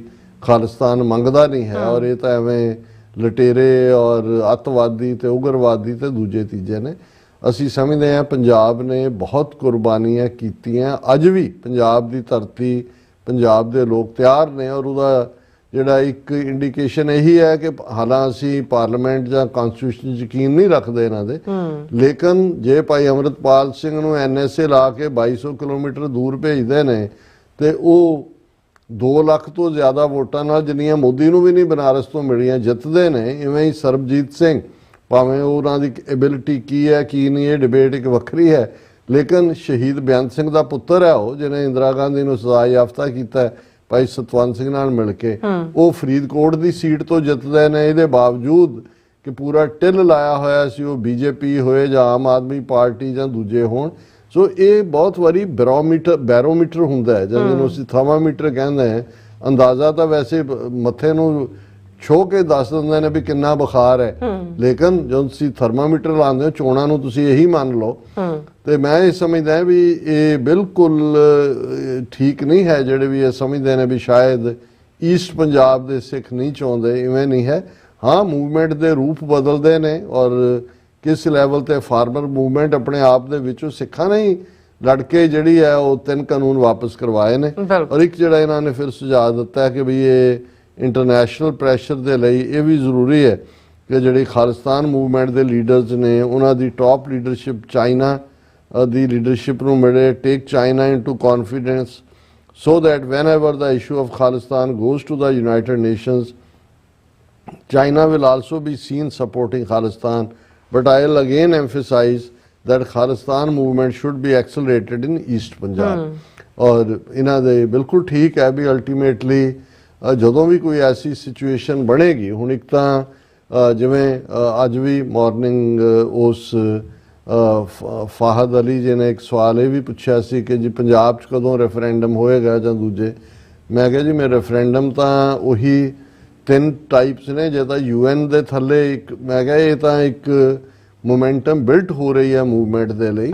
ਇੱਕ ਸਟੇਜ ਤੇ ਜਦੋਂ ਅਮਰੀਕਾ ਨੂੰ, ਪੱਛਮੀ ਤਾਕਤਾਂ ਨੂੰ ਵੀ ਇਹ ਲੱਗਾ ਕਿ ਵੀ ਖਾਲਿਸਤਾਨ ਬਣਾਉਣਾ ਇਹਨਾਂ ਦੇ ਹੱਕ 'ਚ ਵੀ ਹੈ, ਫਿਰ ਉੱਥੇ ਇਹ ਵੀ ਜਿਵੇਂ ਈਸਟ ਤੈਮੂਰ ਦੇ ਵਿੱਚ UN ਨੇ ਕਰਵਾਇਆ ਜਾਂ ਸਾਊਥ ਸੁਡਾਨ ਦੇ ਵਿੱਚ ਹੋਇਆ, ਇਵੇਂ ਹੀ ਉੱਥੇ ਵੀ ਕਰਵਾ ਦੇਣਗੇ। ਔਰ ਬਾਕੀ ਚਾਈਨਾ ਨਾਲ ਕਮਿਊਨੀਕੇਸ਼ਨ ਜਾਂ ਕਨੈਕਸ਼ਨ ਇਹ ਤਾਂ ਅਜੇ ਤੱਕ ਦੇਖਣ ਵਾਲਾ ਇਹ ਹੈ ਕਿ ਵੀ ਕਿਉਂਕਿ ਚਾਈਨਾ ਨੇ ਕੋਈ ਬਹੁਤਾ ਇਸ 'ਚ ਦਿਲਚਸਪੀ ਦਿਖਾਈ ਵੀ ਨਹੀਂ ਹੈ। ਹਾਲਾਤ 'ਚ ਹੋ ਸਕਦਾ ਹੈ ਕੁਛ ਹੋਰ ਜਿਹੜੇ ਨੇ ਉਸ ਦੇ ਉੱਤੇ ਕੰਮ ਕਰ ਰਹੇ ਹੋਣ। ਜੀ ਫਿਰ ਉਹਨਾਂ ਨੇ ਕਿਹਾ ਵੀ sir along with this I have a suggestion that being Punjabis a day should be set aside which should be celebrated in East Punjab and West Punjab and internationally as Punjab Culture Day all over the world. For this we can also set aside Vaisakhi Day. I hope that you will support my suggestion. ਇਹ ਕਿਉਂਕਿ ਮੁਹੰਮਦ ਇਕਬਾਲ ਮੀਆਂ ਜੀ ਇਸ ਪਿਆਰ ਦੇ ਪੂਰੇ ਉਮੜਾ ਦੇ ਵਿੱਚ ਨੇ, ਉਹ ਇਹ ਸਮਝਦੇ ਨੇ ਕਿ ਵੀ ਇਹ ਜਿਹੜੀ ਦੋਵਾਂ ਪੰਜਾਬਾਂ ਦੀ ਸਾਂਝ ਹੈ, ਸਾਂਝੀ ਤਹਿਜ਼ੀਬ ਦੀ, ਬੋਲੀ ਦੀ, ਕਲਚਰ ਦੀ, ਇਹਨੂੰ ਸੈਲੀਬ੍ਰੇਟ ਵੀ ਸਾਲ ਦੇ ਵਿੱਚ ਘੱਟੋ ਘੱਟ ਇੱਕ ਸਾਂਝਾ ਡੇ ਰੱਖ ਲਿਆ ਜਾਏ ਜਿਸ ਦਿਨ ਇਸ ਨੂੰ ਸੈਲੀਬ੍ਰੇਟ ਕੀਤਾ ਜਾਏ। ਮੈਂ ਸਮਝਦਾ ਵੀ ਉਹਦਾ ਇੱਕ ਰੁਝਾਨ ਤਾਂ ਜਿਹੜਾ ਜਿਵੇਂ 21 ਫਰਵਰੀ ਦਾ ਦਿਨ ਯੂਨਾਈਟਿਡ ਨੇਸ਼ਨਸ ਨੇ ਜਿਹੜਾ ਉਹ ਇੰਟਰਨੈਸ਼ਨਲ ਮਦਰ ਲੈਂਗੁਏਜ ਡੇ ਵਜੋਂ ਰੱਖਿਆ, ਇਹ ਸੈਲੀਬ੍ਰੇਸ਼ਨਸ ਹੁਣ ਦੋਵੇਂ ਪਾਸੇ ਹੋਣ ਲੱਗ ਗਈਆਂ। ਇਸ ਵਾਰ ਪਾਕਿਸਤਾਨ 'ਚ ਵੀ ਵੱਡੀ ਪੱਧਰ ਤੇ, ਔਰ ਪਾਕਿਸਤਾਨ 'ਚ ਇੱਕ ਦਿਨ ਸ਼ਾਇਦ ਇਸੇ ਨਾਲ ਹੀ ਜੁੜਿਆ ਜਾਂ ਡਿਫਰੈਂਟ ਹੈ ਜਿਹਦੇ 'ਚ ਉਹ ਪੱਗ ਬੰਨ੍ਹ ਕੇ ਆਉਂਦੇ ਨੇ ਆਪੋ ਆਪਣੇ ਕੰਮਾਂ ਤੇ ਜਾਂ ਦੂਜੇ। ਔਰ ਇਸੇ ਤਰ੍ਹਾਂ ਹੁਣ ਜਿਹੜਾ ਵਿਸਾਖੀ ਪਾਰਟ ਹੈ, ਹਾਲਾਂ ਤੁਹਾਡਾ ਸੁਝਾਅ ਬਹੁਤ ਚੰਗਾ ਹੈ, ਪਰ ਇਹ ਅਜੇ ਵਕਤ ਲੱਗੇਗਾ ਕਿਉਂਕਿ ਬੇਸ਼ੱਕ 47 ਤੋਂ ਪਹਿਲਾਂ ਬਹੁਤ ਸਾਰੀਆਂ ਥਾਵਾਂ ਤੇ ਅਮਨਾਬਾਦ ਤੋਂ ਲੈ ਕੇ ਦੂਜੇ ਵਿਸਾਖੀ ਮੇਲਾ ਹੁੰਦਾ ਸੀ ਜਿਹਦੇ 'ਚ ਸਾਰੇ ਪਾਰਟਿਸਿਪੇਟ ਕਰਦੇ ਸੀ, ਪਰ ਇੱਕ ਕਿਉਂਕਿ ਕੁਝ ਥਾਂ ਤੇ ਜਿਹੜੀ ਮਜ਼ਹਬੀ ਲਾਈਨ ਨੇ ਵੀ ਇਸ ਕਿਸਮ ਦੀ ਲਾਈਨ ਖਿੱਚੀ ਜਿਹਦੇ ਥੱਲੇ ਬਸੰਤ ਜਿਹੜਾ ਸਪਰਿੰਗ ਦਾ ਵੈਦਰ ਸੀ ਇਹ ਵੀ ਕਲਚਰਲ ਪਾਰਟ ਸੀ, ਲੇਕਿਨ ਇਸ ਨੂੰ ਵੀ ਮਜ਼ਹਬ ਦੇ ਨਾਲ ਜੋੜ ਕੇ ਇਸ ਦੇ ਉੱਤੇ ਪਾਬੰਦੀਆਂ ਦੀ ਗੱਲ ਤੁਰੀ ਤੇ ਮੇਬੀ ਅਜੇ ਟੂ ਅਰਲੀ ਹੋਏ ਇੱਕ ਸੈਗਮੈਂਟ ਤੱਕ ਤਾਂ ਠੀਕ ਹੈ ਵਿਸਾਖੀ ਦਾ ਦਿਨ। ਸੋ ਪਰ ਮੈਨੂੰ ਇਹ ਲੱਗਦਾ ਵੀ ਜੇ ਈਵਨ 21 ਫਰਵਰੀ ਵਾਲੇ ਦਿਨ ਨੂੰ ਹੀ ਵੱਡੇ ਪੈਮਾਨੇ ਤੇ ਇਕੱਲਾ ਮਾਂ ਬੋਲੀ ਨਹੀਂ, ਇਹਨੂੰ ਈਵਨ ਜਿਹੜੀ ਹੈ ਸੱਭਿਆਚਾਰਾਂ ਦੀ ਤਹਿਜ਼ੀਬਾਂ ਦੀ ਸਾਂਝ ਵਜੋਂ ਵੀ ਹੋਰ ਉਭਾਰਿਆ ਜਾਏ ਤੇ ਇਹ ਜ਼ਿਆਦਾ ਬਿਹਤਰ ਹੋਏਗਾ। ਦੈਨ ਜਦੋਂ ਥੋੜਾ ਜਿਹਾ ਮਾਹੌਲ ਬਣਦਾ ਹੈ ਫਿਰ ਈਵਨ ਮਲਟੀਪਲ ਸੈਲੀਬ੍ਰੇਸ਼ਨਸ ਵੀ ਹੋ ਸਕਦੀਆਂ ਨੇ। ਔਰ ਇਹੀ ਨਹੀਂ ਹੈ, ਇਸ ਵਾਰ ਅਸੀਂ ਸਾਂਝ ਦੀ ਗੱਲ ਕਰਦੇ ਹਾਂ, 6000 ਤੋਂ ਜ਼ਿਆਦਾ ਸਿੱਖਾਂ ਨੂੰ ਇਸ ਵਾਰ ਪੰਜਾਬ ਔਰ ਦਿੱਲੀ ਔਰ ਦੂਸਰੀਆਂ ਥਾਵਾਂ ਤੋਂ ਵੀਜ਼ੇ ਦਿੱਤੇ ਗਏ ਨੇ ਪਾਕਿਸਤਾਨ ਦੇ, ਕਿਉਂਕਿ ਖਾਲਸਾ ਸਾਜਨਾ ਦਿਵਸ ਵਿਸਾਖੀ ਬਹੁਤ ਵੱਡੇ ਪੈਮਾਨੇ ਤੇ ਪੰਜਾ ਸਾਹਿਬ ਜਿਹੜਾ ਹਸਨ ਅਬਦਾਲ ਹੈ ਉਹਦੇ ਵਿੱਚ ਸੈਲੀਬ੍ਰੇਟ ਕੀਤੀ ਜਾਂਦੀ ਹੈ। ਔਰ ਈਵਨ ਮਿਸਟਰ ਫਾਦ ਅਲੀ ਨੇ ਮੈਨੂੰ ਕਿਹਾ ਕਿ ਵੀ ਉਹ ਆਪਣੀ ਟੀਮ ਲੈ ਕੇ ਜਾ ਰਹੇ ਨੇ ਜਿਹੜੇ ਯਾਤਰੂ ਵਾਘਾ ਤੋਂ ਆਉਣੇ ਨੇ, ਔਰ ਉਹਦੇ ਵਿੱਚ ਵੀਡੀਓਜ਼ ਔਰ ਦੂਸਰੀਆਂ ਵੀ ਉਹ ਕਹਿੰਦੇ ਸੀ ਕਿ ਮੈਂ ਟੀਵੀ ਚਾਹਾਂਗਾ ਵੀ ਜੇ ਟੀਵੀ 84 ਚਾਹੇ ਤੇ ਅਸੀਂ ਜਿਹੜੇ ਉਹਨਾਂ ਦੇ ਨਾਲ ਇੰਟਰਵਿਊਜ਼ ਨੇ ਜਾਂ ਦੂਸਰੇ ਉਹ ਹੋਣ। ਸੋ ਮੈਂ ਸਮਝਦਾ ਵੀ ਉਸ ਪਾਸੇ ਦਾ ਮਾਹੌਲ ਬਣ ਰਿਹਾ। ਅਖੀਰ 'ਚ ਉਹਨਾਂ ਦਾ ਪੈਰਾਗ੍ਰਾਫ ਹੈ, Sir, another thing that comes to mind which makes me very sad is that whenever there is a war between India and Pakistan, we Punjabis will be the ones to die. The blood that will shed from both sides will be Punjabi blood, because India will send forward Sikh regiments to fight, because the rest of Indian soldiers do not have the courage to fight. And anyway, when the Indians have Punjabi blood, why will they waste Hindu blood? You are well aware of the conspiracy thinking of the Brahmins and the Chanakya strategy. On the other hand, the majority of Pakistani army is also Punjabi. That is why Punjabi blood will shed from both sides. Anyway, I pray to Allah Almighty that East Punjab gains independence from India and becomes Khalistan soon. Ameen. Ya Rabbul Alameen. According to me, the secret of freedom of Kashmir brothers lies in the freedom of Khalistan. Only the existence of Khalistan can stop this Punjabi bloodshed. Long live Pakistan Khalsa Brotherhood. Long live Pakistan. Long live Khalistan. Long live Pakistan Army. So बहुत बहुत शुक्रिया मोहम्मद राशिद इकबाल मियाँ जी। और ਜਿਹੜੀ ਗੱਲ ਉਹਨਾਂ ਨੇ ਦੋਨੋਂ ਪਾਸੇ ਬਲੱਡਸ਼ੈਡ ਦੀ ਕੀਤੀ, ਕੱਲੀ ਇਹ ਉਹਨਾਂ ਦੋਨੋਂ ਪਾਸਿਆਂ ਤੋਂ ਹੀ ਨਹੀਂ ਹੈ ਜਿਹੜੀ ਆਲਰੇਡੀ ਪ੍ਰੀਵੀਅਸ ਵਾਰ 'ਚ ਵੀ ਹੋਈ, ਇਹ ਲੜੀ ਵੀ ਪੰਜਾਬ ਦੀ ਧਰਤੀ ਤੇ ਹੀ ਜਾਂਦੀ ਹੈ ਜੰਗ, ਦੋਨੋਂ ਪੰਜਾਬਾਂ ਵਾਲੇ ਪਾਸੇ। ਔਰ ਹੁਸੈਨੀ ਵਾਲਾ ਤੋਂ ਵਾਘਾ ਤੱਕ 500-600 ਕਿਲੋਮੀਟਰ ਦੀ ਉਹ ਲਾਈਨ, ਕਿਉਂਕਿ ਮੁੱਢ ਤੌਰ ਦੇ ਉੱਤੇ ਜਾਂ ਪੰਜਾਬ ਹੈ ਜਾਂ ਕਸ਼ਮੀਰ ਹੈ।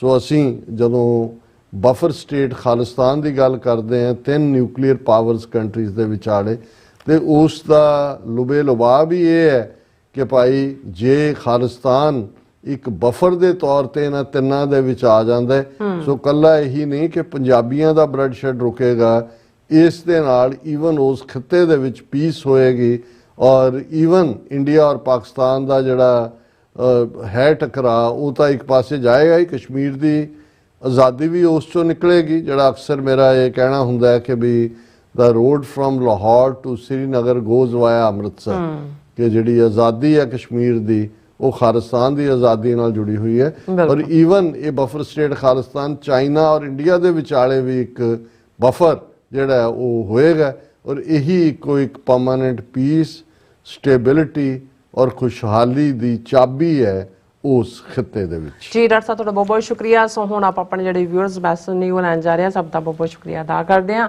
ਇੰਦਰਜੀਤ ਸਿੰਘ ਸੰਧੂ ਜੀ ਸਾਡੇ ਪਹਿਲੇ ਵਿਊਅਰ ਨੇ, ਸਾਨੂੰ ਫਤਿਹ ਵੀ ਬੁਲਾਉਂਦੇ ਨੇ ਔਰ ਖਾਲਸਾ ਜ਼ਿੰਦਾਬਾਦ ਵੀ ਕਹਿੰਦੇ ਨੇ।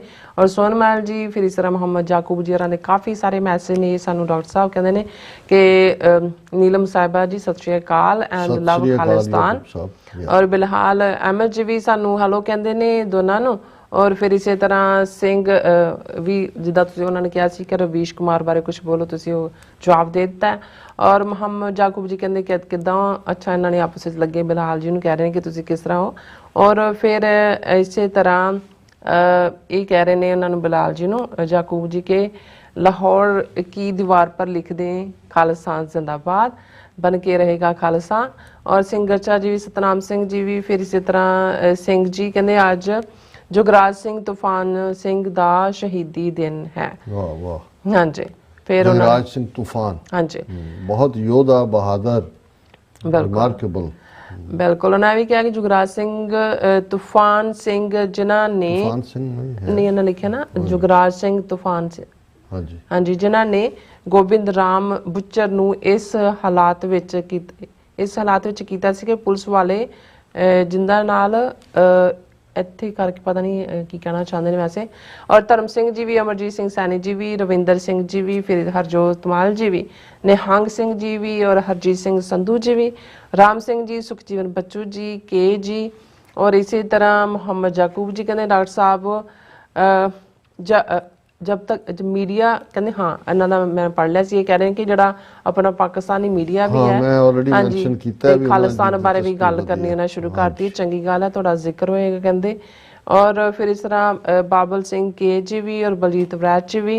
फिर इसी तरह मुहम्मद याकूब जी कहते India get out from Khalistan and Kashmir now out कहते India get out from Tamil Nadu. और फिर इस तरह कहते डॉक्टर साहब खालसा कौम महमूद गजनवी के बारे में क्या कहती है जिसमें 17 बार इंडिया पर हमला किया। देखो ये हुण तां पाकिस्तान दे विच भी ये फीलिंग है कि भी ये अल्टीमेटली क्योंकि सिख धर्म बनन तो पहलां दी कहानी है मुहम्मद महमूद गजनवी दी। सो ये मोस्टली क्योंकि मुगल सी जिन्हों ने दिल्ली दे विच अपना ठिकाना पक्का बनाया, उत्थों किते नहीं गए। ये तो बहुते लुटेरे ही सी, लुट लट के लै जांदे सी। और वो महमूद गजनवी होए जां बाद दे विच अहमद शाह अब्दाली भी होए। सो इन्हां नूं जिहड़ा लंघ के पंजाब चों ही जांदे सी, सो इन्हां नूं तां तुसीं लुटेरे ही कह सकदे हो। होर तां जिहड़ा उस वेले कोई ये सिखां दा कोई महमूद गजनवी दे वेले तां उन्हां दी सिख धर्म की होंद नहीं सी। बिल्कुल। और कुलदीप कौर जी भी, फिर मैं मुहम्मद याकूब जी कहते हैं कि संडे कहते विसाखी है तो काफ़ी गुरुद्वारा साहब विच रश भी होएगा, संगतां दा इकट्ठ होएगा, हाँ जी। फिर कहते ब्रुकलिन में 20,000 कश्मीरी रहते हैं, क्या कश्मीरी खालिस्तान डे परेड में मैनहट्टन में एक फ्लोट भी कश्मीर का नहीं बना सकते। Where are you Kashmiri people. अपनी परेड नहीं कढ़दे ते उन्हां नूं सारियां नूं हुण की कहना है। ठीक है जी। और इस तरह गुरप्रीत सिंह पन्नू मौली जी, और इसी तरह फिर कहते ने लाडी सिंह जी, फिर इसी तरह मोहम्मद याकूब जी कहते हैं कि हर पाकिस्तानी को चाहिए कि वो मैनहट्टन में खालिस्तान डे परेड में शरीक हो। फिर उन्होंने हैगा मैसेज कहते हैं अगले साल दोबारा लाहौर में बसंत शुरू हो रही है। फिर उन्होंने कहते बेशक कश्मीर की आज़ादी खालिस्तान से ਜੁੜੀ ਹੋਈ ਹੈ। ਇਹ ਹਾਲਾਂ ਜਿਹੜੀ ਪਾਬੰਦੀ ਵੀ ਲੱਗੀ ਉਹਦੇ ਚ ਲਾਹੌਰੀਏ ਤਾਂ ਇਸ ਨੂੰ ਸੈਲੀਬ੍ਰੇਟ ਕਰਨਾ ਚਾਹੁੰਦੇ ਨੇ। ਚਾਈਨੀਜ਼ ਡੋਰ, ਹਾਂਜੀ, ਉਹ ਜਿਹੜੀ ਡੋਰ ਹੈ ਉਹ ਬਹੁਤ ਸਾਰੇ ਮੌਤਾਂ ਦਾ ਕਾਰਨ ਬਣਦੀ ਸੀ ਔਰ ਉਹਦੇ ਤੇ ਪਾਬੰਦੀ ਲਾਉਣ ਦੇ ਬਾਵਜੂਦ ਲੋਕ ਹਟੇ ਨਹੀਂ। ਸੋ ਇਵੈਂਚੁਅਲੀ ਹਿਊਮਨ ਲਾਈਫ ਵੀ, ਔਰ ਕਿਤੇ ਨਾ ਕਿਤੇ ਮੈਂ ਸਮਝਦਾ ਵੀ ਇਹ ਪਾਰਟ ਸਾਡੇ ਵਾਲੇ ਭਾਰਤੀ ਕਬਜ਼ੇ ਵਾਲੇ ਪੰਜਾਬ 'ਚ ਵੀ ਚੀਨੀ ਡੋਰ ਤਬਾਹੀ ਮਚਾਉਂਦੀ ਹੈ। ਸੋ ਇਹ ਲੋਕਾਂ ਨੂੰ ਵੀ ਚਾਹੀਦਾ ਹੈ ਕਿ ਵੀ ਉਹ ਸੇਫਟੀ ਦਾ ਧਿਆਨ ਰੱਖਣ। ਜੀ ਡਾਕਟਰ ਸਾਹਿਬ, ਸੋ ਇਸ ਤਰ੍ਹਾਂ ਆਪਣੇ ਵੀਰਸ ਕੋਲ ਨੇ ਇਜਾਜ਼ਤ। ਵਿਊਅਰਸ, ਸਾਡੇ ਪ੍ਰੋਗਰਾਮ ਦਾ ਸਮਾਂ ਇੱਥੇ ਮੁੱਕਦਾ। ਤੁਸੀਂ ਆਪਣੀ ਰਾਏ ਤੇ ਸੁਝਾਅ ਸਾਨੂੰ ਭੇਜਣਾ ਭੁੱਲਣਾ ਸਾਡੇ ਇਸ ਪਤੇ ਤੇ SOS@tvrefor.tv ਤੇ ਅਸੀਂ ਆਪਣਾ ਪ੍ਰੋਗਰਾਮ ਲੈ ਕੇ ਫਿਰ ਦੁਬਾਰਾ ਤੁਹਾਡੇ ਸਾਰੇ ਮੁੱਖ ਹੋਵਾਂਗੇ। ਤਦ ਤੱਕ ਲਈ ਮੈਨੂੰ ਤੇ ਆਪਣੇ ਰਾਸਤੇ ਨਾਲ ਗਿਆ ਦੋ ਦੇਖਦੇ ਰਹੋ। TVRE4 ਬੁਲਾ ਦਿਓ ਫਤਿਹ। ਵਾਹਿਗੁਰੂ ਜੀ ਕਾ ਖਾਲਸਾ, ਵਾਹਿਗੁਰੂ ਜੀ ਕੀ ਫਤਿਹ। ਰੱਬ ਰਾਖਾ।